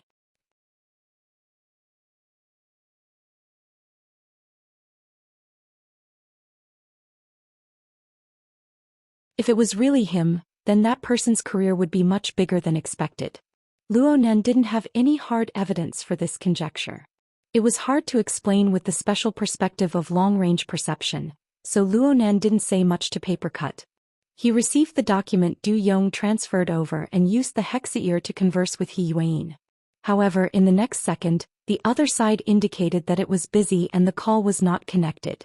This wasn't strange at all. 8 or 9 o'clock in the evening was one of He Yuan's busiest times. Unless it was an extremely urgent matter, it would be pushed to the back. Luo Nan thought for a bit and created a temporary mission. He pulled He Yuan, Papercut, Shuele and Cat Eyes into it. Only then did he send He Yuan a message and a document. It was a multi-party sharing. Papercut glanced at it and said, "Oh, Cloud Map. This is the most suitable mapping software for creating magic arrays. It doesn't seem like a particularly closed sect. That might be good news." Luonan noticed that the file displayed a clear icon. The Hexaear can read it. Of course, this kind of practical function still needs to be integrated into it. Luonan saw Du Yong gnash his teeth at the read-only projection, but he was unwilling to copy the file onto the computer no matter what. He felt that there really was something wrong with this bro's brain. Luonan sighed, "Forget it. Just use mine." He directly connected the Hexaear to the projector. He didn't need to switch. He just opened it from the mission window. He set up an open mode of operation, removing the read-only restriction. Everyone could operate it. He casually swiped and left a clear mark on the magic array. The mark was preserved. In the next moment he cancelled the mark. He tried it a few times and confirmed, "You can modify it now. You can try to recall it and find the feeling. Let us see your train of thought. Relax, this will be preserved at all times." Luonan rubbed his fingers halfway through his words. He seemed to be deep in thought. The feeling of light streaking past was very interesting. It also gave him a more direct feeling toward the order and method of the operation of the magic array's energy and information. It made his already fuzzy inspiration become clear once more. His thoughts immediately sank into it. Du Yong was skeptical at first, but he soon saw the tool window of the cloud map software. His heart swelled with enormous joy. He was just about to operate it when he saw Mo Han and a few other girls trying to operate it out of curiosity. He didn't even think before he shouted, "Don't break the template." This shout was the limit of his reprimand. The gentle and quiet Chiu Peipei was the most timid. She was so shocked that she took a step back and repeatedly apologized. Mo Han wasn't afraid of him. She was even more annoyed that he had startled her friend. She said disdainfully, "There's a rollback operation. What are you afraid of?" Du Yong was truly shocked by his terrible memory. He shook his head over and over. At this time he displayed an extremely repulsive mentality toward all non-professionals. It was impossible to communicate with this kind of neurotic person. Papercut understood this point very well. He turned to look at the group of boys and girls. "You guys aren't going to play? We professionals. Enthusiasts can discuss it here." Emohan looked at him with wide eyes. Hey. Are you guys trying to clear the place and drive people away?" Papercut obviously wouldn't bicker with a little girl. He turned to ask Luonan, "How about we change locations first?" He felt that things like data migration couldn't be simpler with the Hexaear. He could also logically separate people. Many things would be easier to talk about. But when he turned his gaze over, he saw that Luonan was staring at the magic array without looking away. Luonan turned a deaf ear to Papercut's suggestion. Papercut could only bump Luonan again helplessly. Oh, hold on. It wasn't easy for Luonan to come out this time. He casually responded with a few words, but his gaze remained fixed on the structure of the magic array. He even extended his hand to touch it. Du Yong's tolerance toward this fellow traveler was much higher. He especially liked Luonan's ability to concentrate. He even had some expectations. He couldn't help but ask, "You have some inspiration?" "Yes, I have an idea. I feel that this magic array lacks a bit of texture." "Which one?" "Texture. The reality of matter." Luonan also needed someone to communicate with him. He observed as he organized his words. "If you view the magic array as a building, then the structure and lines are viewed as rooms and pipelines. Your template is more like a blueprint. There are no materials. There are no fillers. It's just a three-dimensional diagram." What Luonan didn't say was that the magic array that Huang had set up last time had a solid medium. It was intrinsically a level higher than this one. It wasn't the fault of the map. It was the gap between people. And this gap wasn't in mystic arts knowledge. Du Yong was the former president of the Mystic Arts Research Society. He was a level higher than Huang, who didn't do proper work. Then it was very likely that it was thoughts, desires, and other existences on the mental plane. Luonan didn't continue this train of thought. He wasn't a believer of the order of creation. Faith and desires had nothing to do with him. He was more interested in other directions. Could this texture be replaced by other means? More specifically, by the power of the soul or the power of interference. Papercut didn't want to disturb Luonan when he saw Luonan's state. The world in the eyes of a genius like Luonan was intrinsically different from others. The angle and depth in which he looked at problems were greatly different. Inspiration formed from such a perspective was extremely precious. Who would bear the responsibility if it was destroyed? After a moment of hesitation, Tianxi took the initiative to take on the task of dispatching. How about we go play in Area A for a while? Junior Luonan clearly isn't doing his job as a host. I'll entertain him so that he doesn't continue to lose face for our Acumen College. Wow, Sister C is so heroic. Tianxi's deliberate derogation clearly suited the appetite of this group of boys and girls. It also lowered their rejection mentality to the minimum.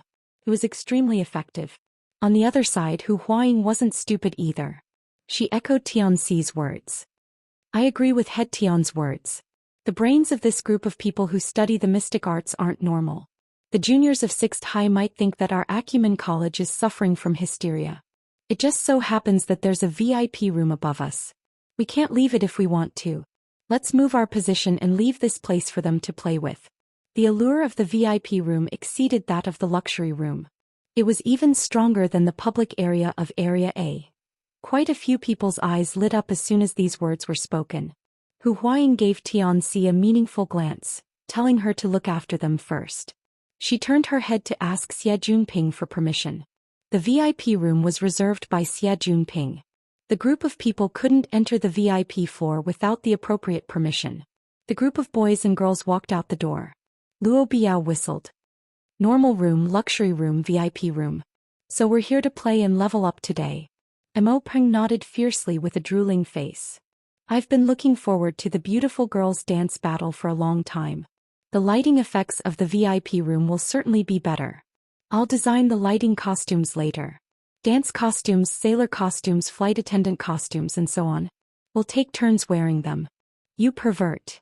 Wan Zihui kicked him. Mo Peng laughed and suddenly pulled open the door to escape. But who knew that when he pulled, the weight wasn't right? It tightened and then loosened.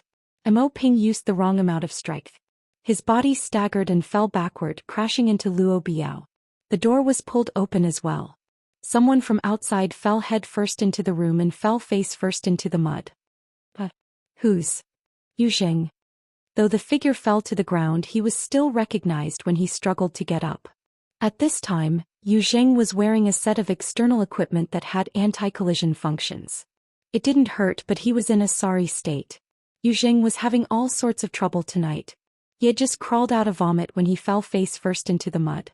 His chin had collided with the smooth floor, hurting his mouth, teeth, and tongue. A belly full of evil fire rushed to his head. He crawled up and shoved Mo Peng. Motherfucker, what the hell are you doing? Mo Peng was a bit embarrassed at first, but his expression immediately changed when he was scolded directly in the face. As for that push, it didn't really matter. He wanted to scold back, but he had more confidence in the end. He sneered and said, I wanted to ask you, how does it feel to be F***ed by a hand cannon in all kinds of positions? Yu Zheng's face turned pale, then purple. The only thread of reason in his brain suddenly snapped. He cursed again and swung his fist, smashing it towards Mo Peng's face. Things had happened hastily. Everyone was relying on instinct. Mo Peng was a bit plump, but he was a stout and nimble fatty. He had been smashed on the reality battlefield all year round, so his reaction speed was above that of a normal person.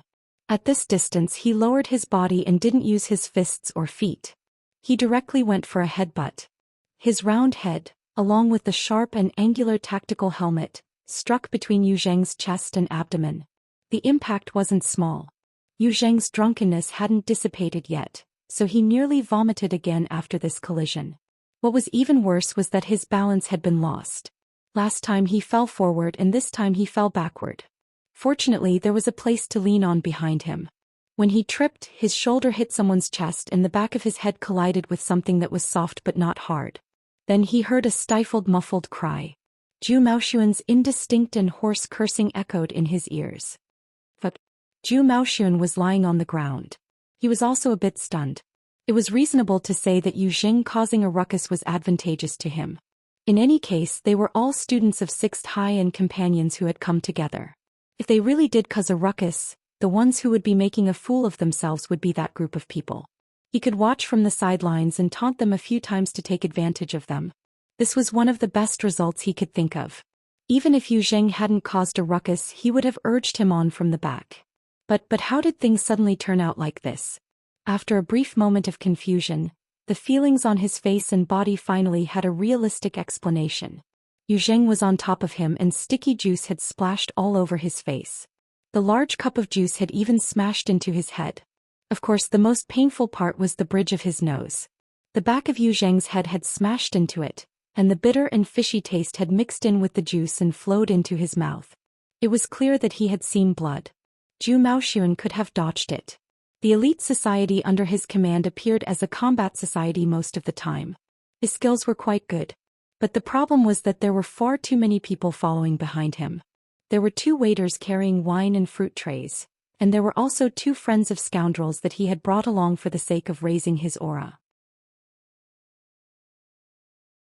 The 4 of them blocked him tightly. No matter how good his skills were, it was impossible for him to break through. Sure enough, he shouldn't have come. What should have been a relaxing and pleasant journey of face-slapping had turned him into the spearhead. That fellow Juling was not on the same path as him. That was why he had fallen into such a plight. It must be known that this was Frost River Reality Area A. It was one of the most densely populated areas in all of Xia City. This was especially true since this was Cloud City Water Village, a large residential area. The people who came and went were players from the surrounding colleges and high schools. They overlapped greatly with his life circle. He fell here with his 4 limbs facing the sky. His nose was overflowing with blood and juice was splashed all over his face. There seemed to be flashing lights all around him. There was no need for tomorrow.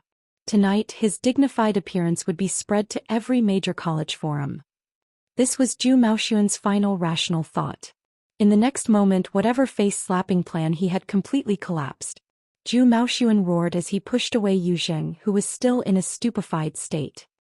He struggled to get up and casually picked up the large cup of juice beside him. Disregarding everything else, he smashed it towards the most densely populated area in front of him. "I'll chop you bastards to pieces." A muffled crash rang out, followed by the screams of a girl.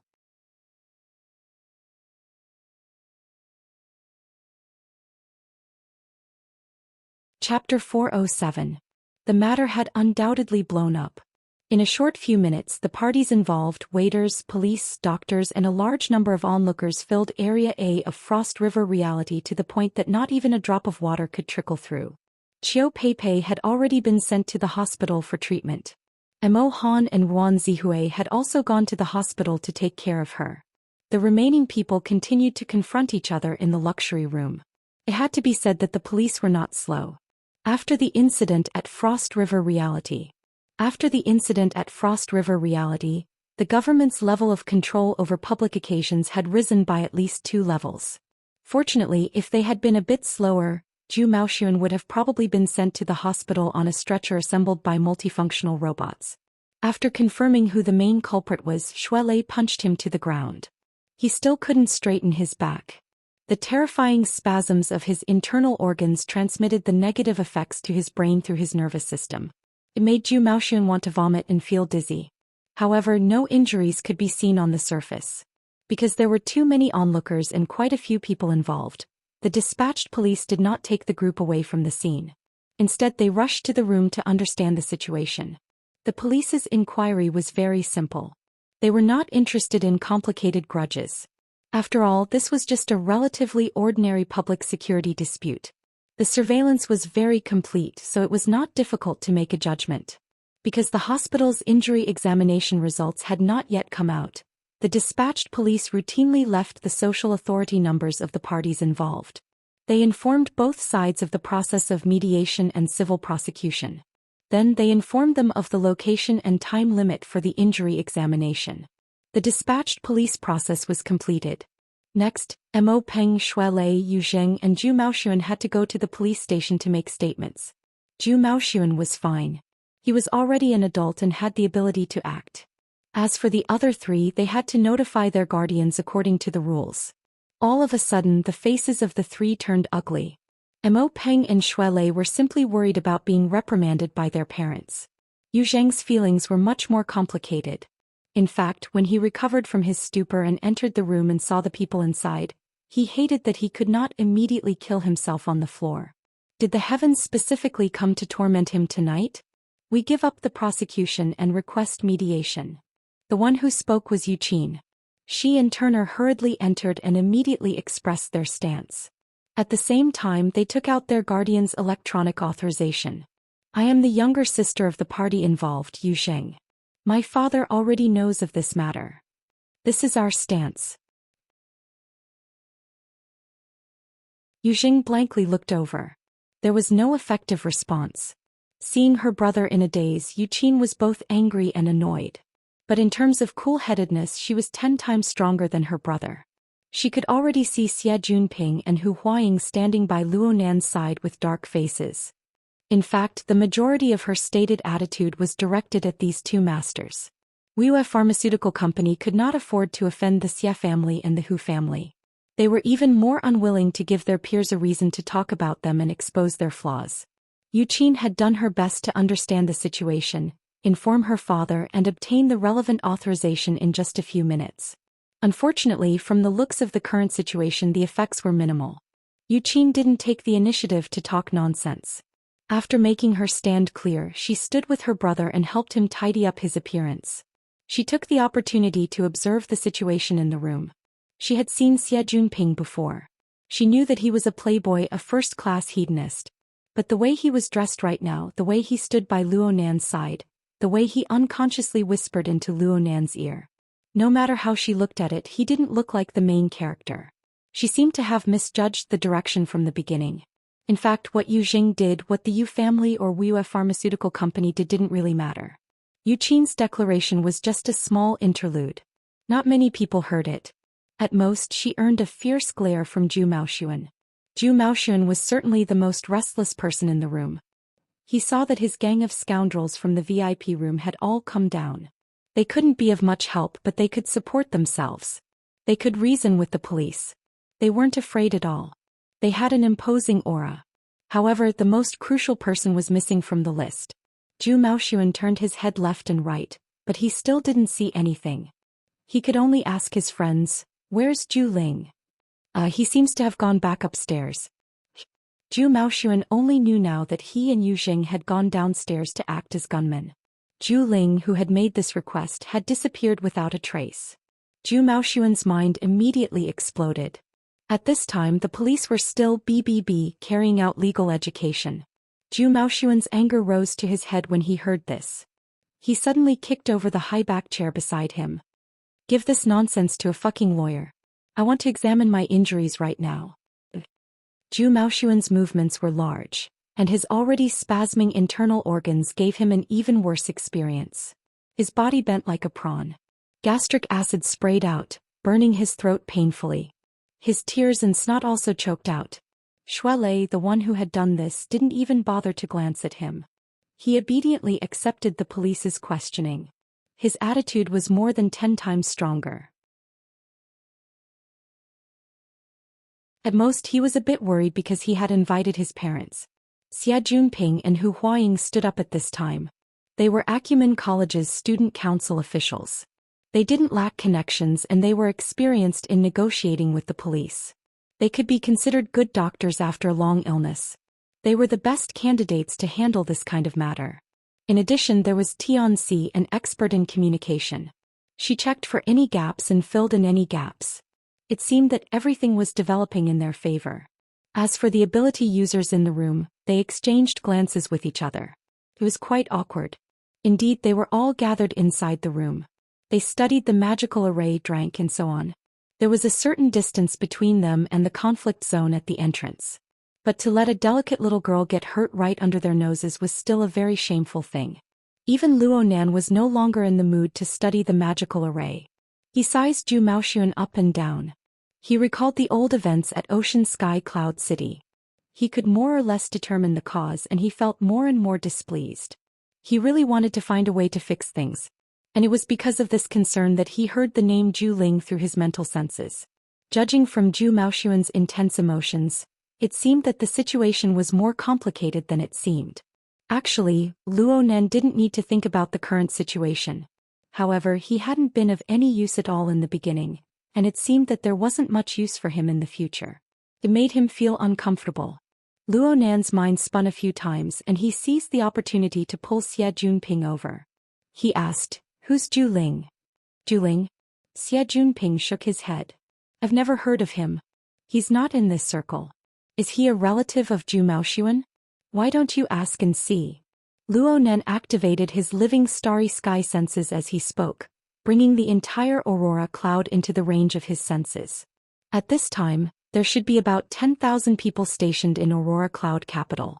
Sorting out the tracks of thousands of people would have been a painful process in the past. But right now Luo Nan had an initial grasp of the warning senses of a closed system. It was much easier for him to divide them according to the level of threat. What he sensed was rather subtle. The strongest reaction of malice came from Zhu Maoxuan not too far away. Luo Nan should have discovered this a long time ago. It was just that although this person's evil intent was strong, his body didn't possess any extraordinary strength. The stimulation was very weak. Plus, Luo Nan had been immersed in the study of magical arrays, so he had unconsciously overlooked this. From this, it could be seen that the alertness of a closed system in a passive state could very likely ignore a considerable amount of information. He had to pay attention to this in the future. Luo Nan continued to comb through the information. It didn't take much effort before he found 2 targets. However, it was not a malicious reaction. It was not even from Frost River reality but from a higher level. What attracted Luo Nan was undoubtedly the special reflection of these 2 in the living starry sky. Ability user. And one of the ability users was quite extraordinary. There was a clear distortion to the surrounding starry sky. It was as if it was being burned by incorporeal smoke. If Luo Nan had observed it 2 days earlier, he would have only been able to see a gloomy and blurry nebula without the aid of the telescope. Making a preliminary judgment from this standard, this was already a B-rank ability user. There was another rather interesting point. Although there was a difference in strength between these 2 people when comparing the constellation structures of the 2, there were quite a few similarities. Moreover, Luo Nan was quite familiar with it. An upright tetrahedron. A burner. It was not strange to see 2 burners in Xia City. The society's statistics showed that there were over 300 of them. Most of them were in the military. A small portion belonged to Quantum Corporation. They were out for a stroll and a meal. It was quite normal to bump into them in Cloud City Water Village. These 2 people didn't seem to have anything to do with the conflict below. Luo Nan didn't feel any element of malice from them. The living starry sky indicated that he didn't have any connection with these 2 people in any real sense. Luo Nan didn't want to complicate matters. He carefully examined the burner that he suspected to be a B-rank ability user. The strength it displayed was quite astonishing. Although its format of fire was restrained, its pressure had already penetrated the depths of the mental plane. In the general sense of the 3 levels, 1 region and 1 realm, it should have touched upon the edge of the abyss region. It would have been fine if this was compared to the mentally enhanced side, but everyone knew that burners were all fleshly enhanced. To be able to obtain this kind of result as an assistant section master meant that he was already on the same level as the ears of Truth Fairchild. Did Xia City have a burner of this level? He Yuan had explained the relevant information to Luo Nan, but he had no recollection of it. Out of caution, Luo Nan controlled his soul strength to maintain a distance from the material plane. He gave up on observing the burner's true appearance to avoid being captured. That would be awkward. Luo Nan memorized the location and removed his senses. He didn't discover anything else after that. It seemed that this was indeed an exception.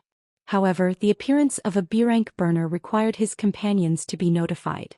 This was to avoid sudden events affecting them. This was experience and it was also a principle.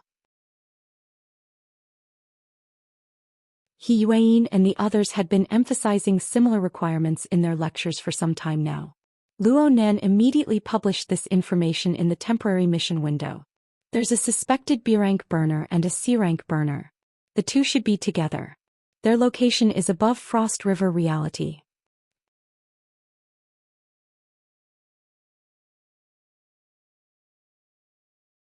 Chapter 408. It was common knowledge that extraordinaries had yet to appear within the burner community. But by controlling the special deep blue platform and mounting weapons, they could achieve extremely high destructive power. Any extraordinaries would have to kneel if they were equipped with a nuclear warhead with a yield of 10 million tons. Luo Nan knew this, but he didn't think about it. He was reminded by Papercut and suddenly had a new train of thought. B+ rank burners. I remember Sister Yuan saying that they all hold the rank of general? Yeah. There are some people with real power who control quite a bit of the special forces of the field army. For example, the coastal defense force closest to Xia City, where Secretary He's father worked and where Crackburst was a part of, has a special combat brigade. The commander of that brigade is a high-ranking major general called Tian Bang. He's a pretty awesome character. Tian Bang. Yeah. He has the same surname as that senior of yours, but he shouldn't be related. He's an orphan. He participated in the Deep Blue Platform project since he was young and underwent deep remodeling. Of course, this is internal information. It only circulates in the inner world. Luo Nan nodded. I understand. If an orphan or a young child participated in the remodeling of burners, it would be hard for people not to suspect the lower limits of the government and the military. This was undoubtedly something that those in power did their utmost to avoid. Is this person Tian Bang? The coastal defense base isn't that far from Xia City. It's hard to say. I haven't seen him yet. I just heard that he floats on the sea all year round, taking turns to fight with the marine mutants. He's an extremely powerful combat type. This is troublesome. Papercut's brows furrowed tightly as he spoke. The branch's intelligence department didn't react to such a powerful person entering Xia City. It doesn't seem like he came in fair and square. Really? Luo Nan was quite calm. It didn't matter if it was Tian Bang or not. He definitely didn't have any ill intentions. Let's contact Secretary. It's best if we ask her father if he knows anything. If it really is Tian Bang, then this is quite a taboo. Luo Nan tried to contact He Yuan, then he shrugged. He still couldn't contact He Yuan. He could only leave a message explaining the latest situation and his judgment. Right now, Xia Junping was still talking over the phone about Pan Juling's background. Zhu Maoxuan was still stomping his feet, his emotions stirred. It was as if he was the one being bullied. Only Mo Peng and Luo Biao were able to exchange a few curses with him. Most people could only watch coldly from the sidelines. Only Chiu Peipei's family had the qualifications to sue or to settle. Luo Nan and the others could only act as parties and witnesses, providing testimony. Going back and forth like this, he felt more and more bored. Papercut was really worried that Luo Nan wouldn't be able to take it and cause more trouble. He pulled Luo Nan to the corner of the sofa, talking as they walked. This is why many people don't like the secular world. When it came down to it, there were a bunch of rules. The more people he knew, the more restrictions there were. Look at Lazy, that punch was really cool, but it's going to take a long time. He might even have to go to court.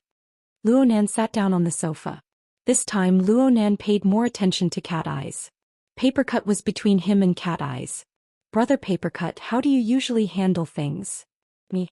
In the middle of the night he sent a bunch of paper dolls to his house for a party. Yeah, that's about it. Luo Nan felt that Luo Nan's expression was certainly very peculiar right now. Papercut chuckled. With supernatural powers, how could I still strictly follow the logic of the secular world? Unless this world has enough power to counter us. On the sofa, Cat Eyes gently swirled her wine glass and cast a sidelong glance. You're sick. Papercut didn't get angry. I'm just saying, right? Also, put yourself in the shoes of others. If you use abnormal logic to deal with others, others will use abnormal logic to deal with you. We're in Xia City, so it's a bit better. Look at Red Fox. He was eradicating evil and eliminating evil, but what happened to him in the end? Sometimes I really want to be controlled by someone. I want to follow a set of rules and live a peaceful life. Headquarters might have been able to do it in the past. Unfortunately, it's impossible to count on those bastards right now. Luo Nan handed over a fruit platter as a form of consolation. He asked casually, how many ability users are like you guys? Papercut picked up a few apple slices. What do you mean by like you guys? Luo Nan thought for a moment and said, you guys have a proper job in society, earn money to support yourself, and follow the rules of the secular world most of the time. Of the ability users he knew, Cat Eyes taught dancing, Papercut had his own craft store, Octopus and Mr. White were doctors, Mr. Giant Arm ran a dojo, and Her Majesty Empress Wu ran a firm. They were all very close to the secular world. However, there were also people like President Ouyang who wholeheartedly devoted themselves to research. There were also people like Bamboo Pole who were more of a homebody and only served his peers. Cragburst and Red Fox didn't have stable jobs either, but their days were still quite comfortable. Just like this, the inner world and the secular world converged and separated. It was complicated and interwoven. Many times it was impossible to grasp the corresponding pulse. It was very vexing. Papercut opened his mouth to answer, but he suddenly remembered that he still had a mission tonight. He turned his head with a smile and said to Cat Eyes, "How about you explain it a bit?" Cat Eyes' expression didn't change. She poured the peat-flavored wine down her throat. She sneered leisurely, but she was disinclined to pay attention to him. Papercut didn't insist. He shrugged and said, "This is the way of the world. The barrier between ability users and secular society is indeed getting thinner and thinner. There are people who oppose this trend. There are people who approve of it. There are people who let nature take its course. Xia City has fewer rules and regulations. There are many people who let nature take its course. But in other cities, there are quite a few people who are very passionate about infiltrating. They want to realize the era of ability users. There are also some people who are very determined to maintain their distance and maintain their bloodline." It was unknown which sentence aroused her interest, but Cat Eyes downed the wine in her cup in one gulp. She suddenly spoke, "Actually, they're all the same. The faction of people above people." Luo Nan understood in an instant. So they feel that they're higher than normal people? Misophobia or the desire to dominate. Cat Eyes laughed to herself as she spoke. She cast a sidelong glance at Luo Nan, for example a certain someone. Boss Luo. What do you think?" This topic was off topic. Plus, it didn't seem like an inquiry. It seemed more like sarcasm. Luo Nan didn't want to answer, nor did he feel the need to. Xia Junping just so happened to finish making a round of phone calls. He walked over and said, "Nanster, I got some information. That Zhu Ling is the son of Zhu Maoshuan's uncle. He joined the military many years ago. Recently he was transferred from the City Defense Army to the Coastal Defense Army. He's already a lieutenant colonel. I heard he's a burner." "Burner? The Coastal Defense Army?" Luo Nan and Papercut locked gazes. They immediately thought of the two people upstairs. No matter how many burners there were in Xia City, no matter how many talents there were in the Coastal Defense Army, they couldn't just randomly pick a B+ rank big shot, right? It's 80% likely. This damn luck. Who is it? Xia Junping didn't want to quarrel with that bro Zhu Maoshuan. He sat on the sofa, leaned back and groaned. Only now did he show a bit of the elegant demeanor of a hedonistic young master from before. Luo Nan observed a bit through the perspective of the living starry sky. He felt that Xia Junping's constellation projection really did have some subtle changes. However, the most important thing right now was to investigate the person suspected to be Tianbang. Luo Nan didn't have any enmity right now, but if a grudge were to form because of his relationship with Zhu Maoshuan and Zhu Ling, then it would be a headache to deal with it. Luo Nan was just about to go investigate when a voice rang out from the door. Everyone had sharp ears and eyes. They heard the voice over there. "Tun Si. You're here too? Perfect. Call everyone over. Let's discuss how to deal with this." Who was this? The voice was a bit familiar, but what left a deeper impression was the arrogant and bossy attitude. At first, one would think that a big boss like President Ouyang or Her Majesty Empress Wu had personally come. Luo Nan really didn't remember who it was for the time being, but Xia Junping, who had just relaxed, suddenly sat up straight. What's he doing here? In any case, he doesn't come with good intentions. This bro will seize the opportunity to put on a show or two. I'm afraid Tian Si won't be able to handle it. As he spoke, Xia Junping hastily got up and walked over. Luo Nan and Papercut glanced at each other. Luo Nan split a bit of attention to quickly confirm the other's identity. Chen Weiken, the vice president of the Student Council of Acumen College, the president of the Mutual Assistance Association. He had an elite face, but it was hard to have a good impression of this fellow. Right now, Chen Weiken was wearing a casual suit. It didn't quite match the atmosphere of Frost River reality. However, his posture was tall and straight. His every movement was very stylish. He really did attract the attention of others when he walked in through the door. However, if he were to maintain this posture and walk into the crowd, it was hard to say whether or not the loyal Shuelei would give him an iron fist. Chen Weikan didn't pay attention to Shuelei. It could be said that he didn't pay attention to anyone. He was just a bit dissatisfied with Tianxi, who stood there stiffly.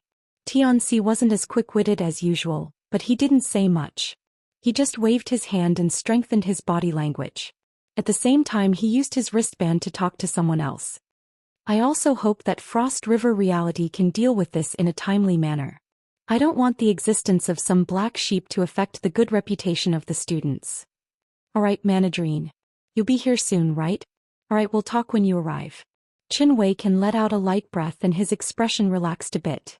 He turned his eyes and saw that Tianxi was still standing there. He was a bit surprised. Everyone has been summoned? Everyone is here. The police officer is here too. What's the point of summoning? Xia Junping walked closer and said with a chuckle, Vice President Chen, it's rare to see you come to a place like Frost River Reality. Which honored guest are you entertaining? Chen Weisan's gaze swept across Xia Junping's face. There was no emotion. There was no hostility. It was more like he was ignoring Xia Junping. But if one were to say that he was arrogant, it seemed that his mind was a bit scattered. Luo Nan observed and sensed from the side. It was a bit strange. However, what attracted his attention the most was the person Chen Weikan was talking to. His surname was Yin and he was the manager of Frost River Reality. Could it be? Before he could finish his thought, Luo Nan was reminded. He confirmed that a familiar target was approaching from far away. She had entered the edge of his sensing range and was rapidly closing in. Luo Nan no longer paid attention to how Chen Weikan and Xia Junping would negotiate. He sat on the sofa and his brows furrowed. He locked onto his target and watched her approach step by step. Not long after, Luo Nan was able to clearly perceive the sound of her footsteps through the deliberate filtering of his mental senses. The footsteps broke for a moment when they were about 30 meters apart, but they soon connected. Several seconds later, there was a knock on the door. A white-collared beauty with an outstanding temperament stepped into the room. Her makeup was exquisite, and her bearing was extraordinary. She perfectly displayed the most appropriate and mature style of a woman of her age. After she entered the room, she turned her gaze and took in the situation of the entire room. Her cold gaze paused slightly on Luo Nan's face before sweeping across Papercut, Cat Eyes and Shuelei. She concealed herself quite well. If Luo Nan had not anticipated this, he might have missed it.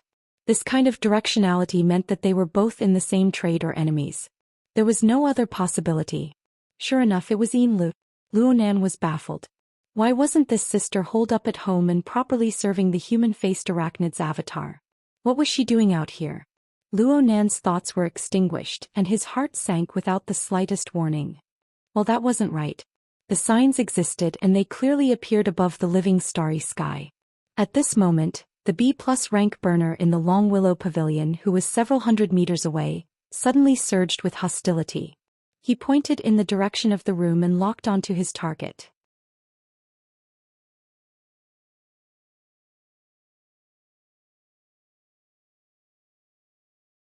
Chapter 409.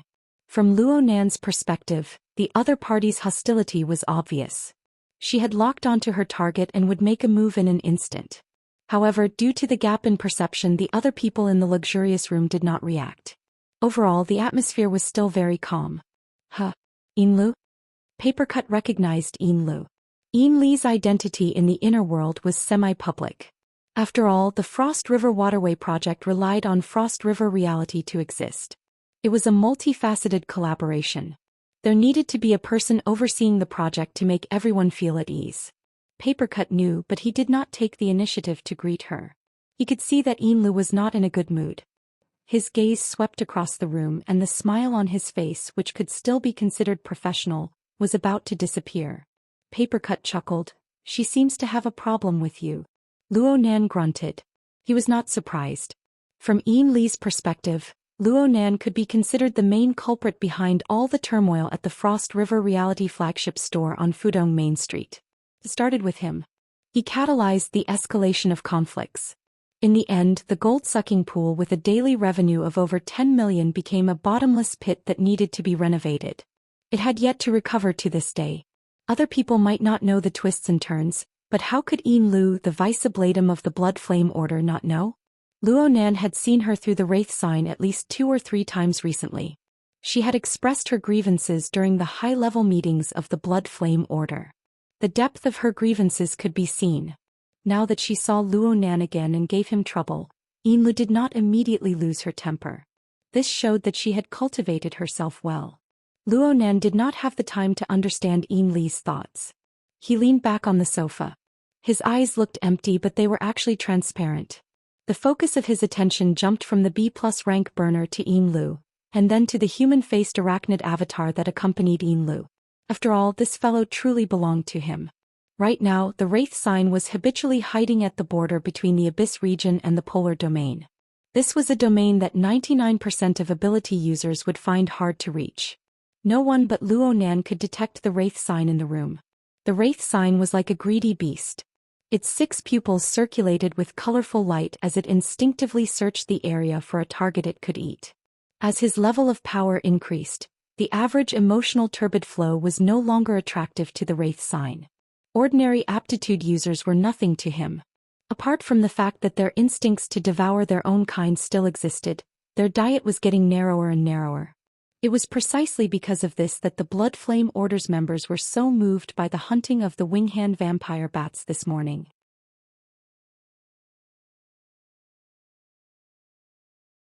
Soon, the Wraith sign searched the vicinity of the luxurious room. It didn't have the guts to touch its true master, Luonan. The rest of the ability users didn't enter its eyes. From this point of view, the current Wraith sign was a picky eater. It wouldn't eat it rashly. It was extremely easy to raise. It was also a street sweeper that devoured the avatars of other faced spiders. Its contribution to society had skyrocketed. Luonan laughed involuntarily when his thoughts reached this point. But soon he was unable to laugh. B+ rank burners were already extremely profound on the spiritual plane. When their hostility manifested, the pressure was even greater. At this time they had already entered the Abyss region and continued to explore deeper, searching level by level. Yes, search, that's right. Luonan finally understood. It was a bit far-fetched to say that the B+ rank burner was targeting Lu. After all, Lu was a famous character in both the mortal world and the inner world. A suspected important member of the military actually wanted to set up a trap to target her. There were many aspects that didn't make sense. But if the factor of the human-faced arachnid was added, the relevant reason instantly became sufficient.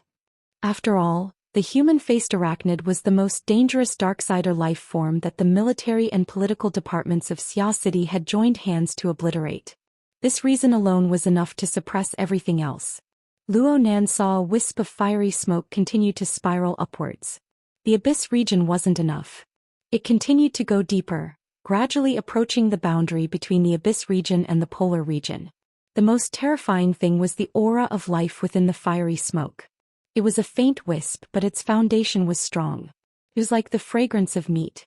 The fragrance rose in spirals after being roasted by the smoke and fire. The human-faced arachnid hadn't been found yet, but this idiot, driven by instinct, was gradually unable to restrain himself from the fragrance of meat that drifted over. It became quite restless. If Luonan's thoughts hadn't intervened in time, this idiot would have probably charged over in delight. Then it would fall headfirst into the trap. Now the situation was clear. This was a trap.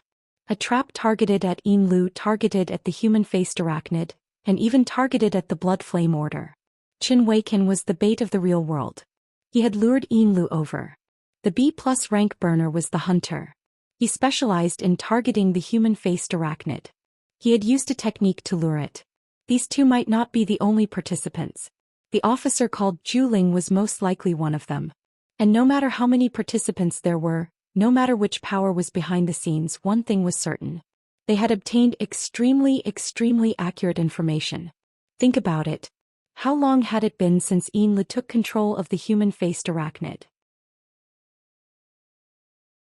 It had only been this afternoon. The first grazing hadn't even begun yet, but the other party was already certain that the human-faced arachnid was by her side and had set up a trap targeting her, This was the tempo of a traitor. The faces of the upper echelons of the Blood Flame Order instantly flashed in Luo Nan's mind. Unfortunately, his understanding of this group of people was still superficial over the past month. It was far too difficult to find the so-called traitor. He took a deep breath and steadied his mind. The B+ rank burner was not targeting Luo Nan, but his target was undoubtedly the Wraith sign. As one of Luo Nan's most important believers, the Wraith sign was once the sole reliance of Luo Nan's mental attacks. Even now, the Wraith sign held a pivotal position in Luo Nan's sealing system. Therefore, Luo Nan received an astonishing pressure from the living starry sky while the other party was unaware of it. The starry sky fluctuated from nothing, and it seemed to grow more and more intense. This was definitely not going to work. Luo Nan didn't have the time to think too much. He first overstepped his boundaries and stepped over Enlu. He gave the Wraith sign an order. Go deeper. Go deeper. Luo Nan let this idiot dive deeper into the mental plane and play hide and seek with the other party. As long as the other party could not truly lock onto the Wraith sign's position, it would be hard for him to determine Enli's position. It was possible to delay for a period of time. The short-term results were fine. The other party had been using his baiting methods for a long time, but he had gained nothing. He was already a bit puzzled. The mental smoke began to change directions substantially, doing even more useless work. Luo Nan let out a breath of relief. Right now, Enlu was completely unaware of the impending crisis in the room. She was just negotiating with Chen Weiqian. Her professional attitude was top-notch. Luo Nan didn't care what they said. At most he was curious. Was this fellow Chen Weiqian purely a bait tool, or was he a participant with autonomous capabilities? Yes, let's let the details go for now. Driving the Wraith sign to temporarily hide in the polar domain was the only thing Luo Nan could do from a technical point of view. But this kind of hiding could not last long. Let alone others, even Enlu herself would panic if this continued for too long. The connection between the Wraith sign and Enlu was extremely weak when hidden in the polar domain. This could very well lead to new misunderstandings. Pfft. Who cares what misunderstandings she has? It would be smoother to consider things from his own perspective. Luo Nan's heart thumped. He had enough headaches lately because of the matter with the Wraith sign. It was said to fish in troubled waters. Perhaps this was an opportunity. If he could really take advantage of the chaos to retrieve the Wraith sign and throw the blame onto the military, then wouldn't it be the best course of action for him to stay out of the matter? Luo Nan couldn't help but ponder upon this thought. He was calculating how many resources he could use. His thoughts drifted and he suddenly noticed the temporary mission window on the psychic wave network. There were only a few messages left and he was suddenly stunned. Last time at Frost River Reality it was more or less like this, right? He was even more selfless than this. He wholeheartedly wanted to save people and then he messed things up and got out of hand. Right now he had Papercut, Cat Eyes and Shuelei by his side. It was true that these were his helpers, but how dangerous would it be to face a B+ level power? Not to mention his own brothers and sisters, classmates and so on. Bang. Luo Nan smacked his own head. What's wrong? Papercut was baffled. Nothing. I've cleared my head. Luo Nan let out a breath. He was a bit annoyed. Yuan had been exhorting him to his face every time she gave him a lesson. She told him to pay attention to teamwork and other matters. Why did he nearly act willfully when things came to this? You need to grow up a bit. Luo Nan muttered to himself. Papercut thought that Luo Nan was talking to him and didn't hear him clearly. He asked, "What did you say?" Luo Nan laughed. Tonight's gathering will end here. Staying here will just be watching people act cool. It's better to leave. Papercut swept his gaze over to Chen Weiqian and laughed. A wise choice. Then let's go. Luo Nan's mind was set. He didn't hesitate any longer. He simply stood up and headed outside. His movement was not a big deal, but Enlu instinctively became alert. She couldn't be blamed for this. After the two incidents at Frost River Reality and Ocean Sky Cloud City, Luo Nan's reputation had rapidly spread throughout the inner world. He had established a benchmark. Right now, who didn't know that Luo Nan of the Xia City branch was a young man capable of tossing and turning? His talent was outstanding and he was vicious and merciless. Snake Tongue, Puppeteer, Tank and other veteran ability users had all fallen to his hands. Especially Snake Tongue. Li's position in the inner world was roughly the same as Snake Tongue's. Such a shrewd and powerful curse master was gone just like that. How could Lu not be vigilant? Chen Weiken had been talking to Lu, but he saw her mind wander. He followed her line of sight and finally noticed Luo Nan. As a leading figure for many years, Chen Weiken was extremely sensitive to the general atmosphere. He soon discovered that this boy who was walking outside had a childish air about him. Not only did he attract Li's attention, even Xie Junping, Hu Huaying, Tianxi, and the others naturally focused their gazes on him. The degree of focus and intensity had already exceeded the scope of normal attention. The conversation that had been within his control suddenly couldn't continue. At this time Xie Junping opened his mouth and asked, "Nanster you?" Luo Nan laughed, "Everything's fine here. Let's go home." Xie Junping was stunned. But when he heard these words, even Cat Eyes, who was usually indifferent to him on the sofa, stood up with a cold snort. Tianxi, Papercut, Shuele, and the others directly started walking. They felt inexplicably excited. He shrugged and pushed Du Yong, who still didn't know what was going on, to keep up with them. He laughed and said, "Then let's get out of here." Several people moved, forming a chain effect. Hu Huaying, Mo Peng, Luo Biao, and the others instinctively moved as well. The standoff in the private room suddenly collapsed. For the fastest and most accurate novel reading, please visit You're tuning in to the Dreamy Chapters YouTube channel.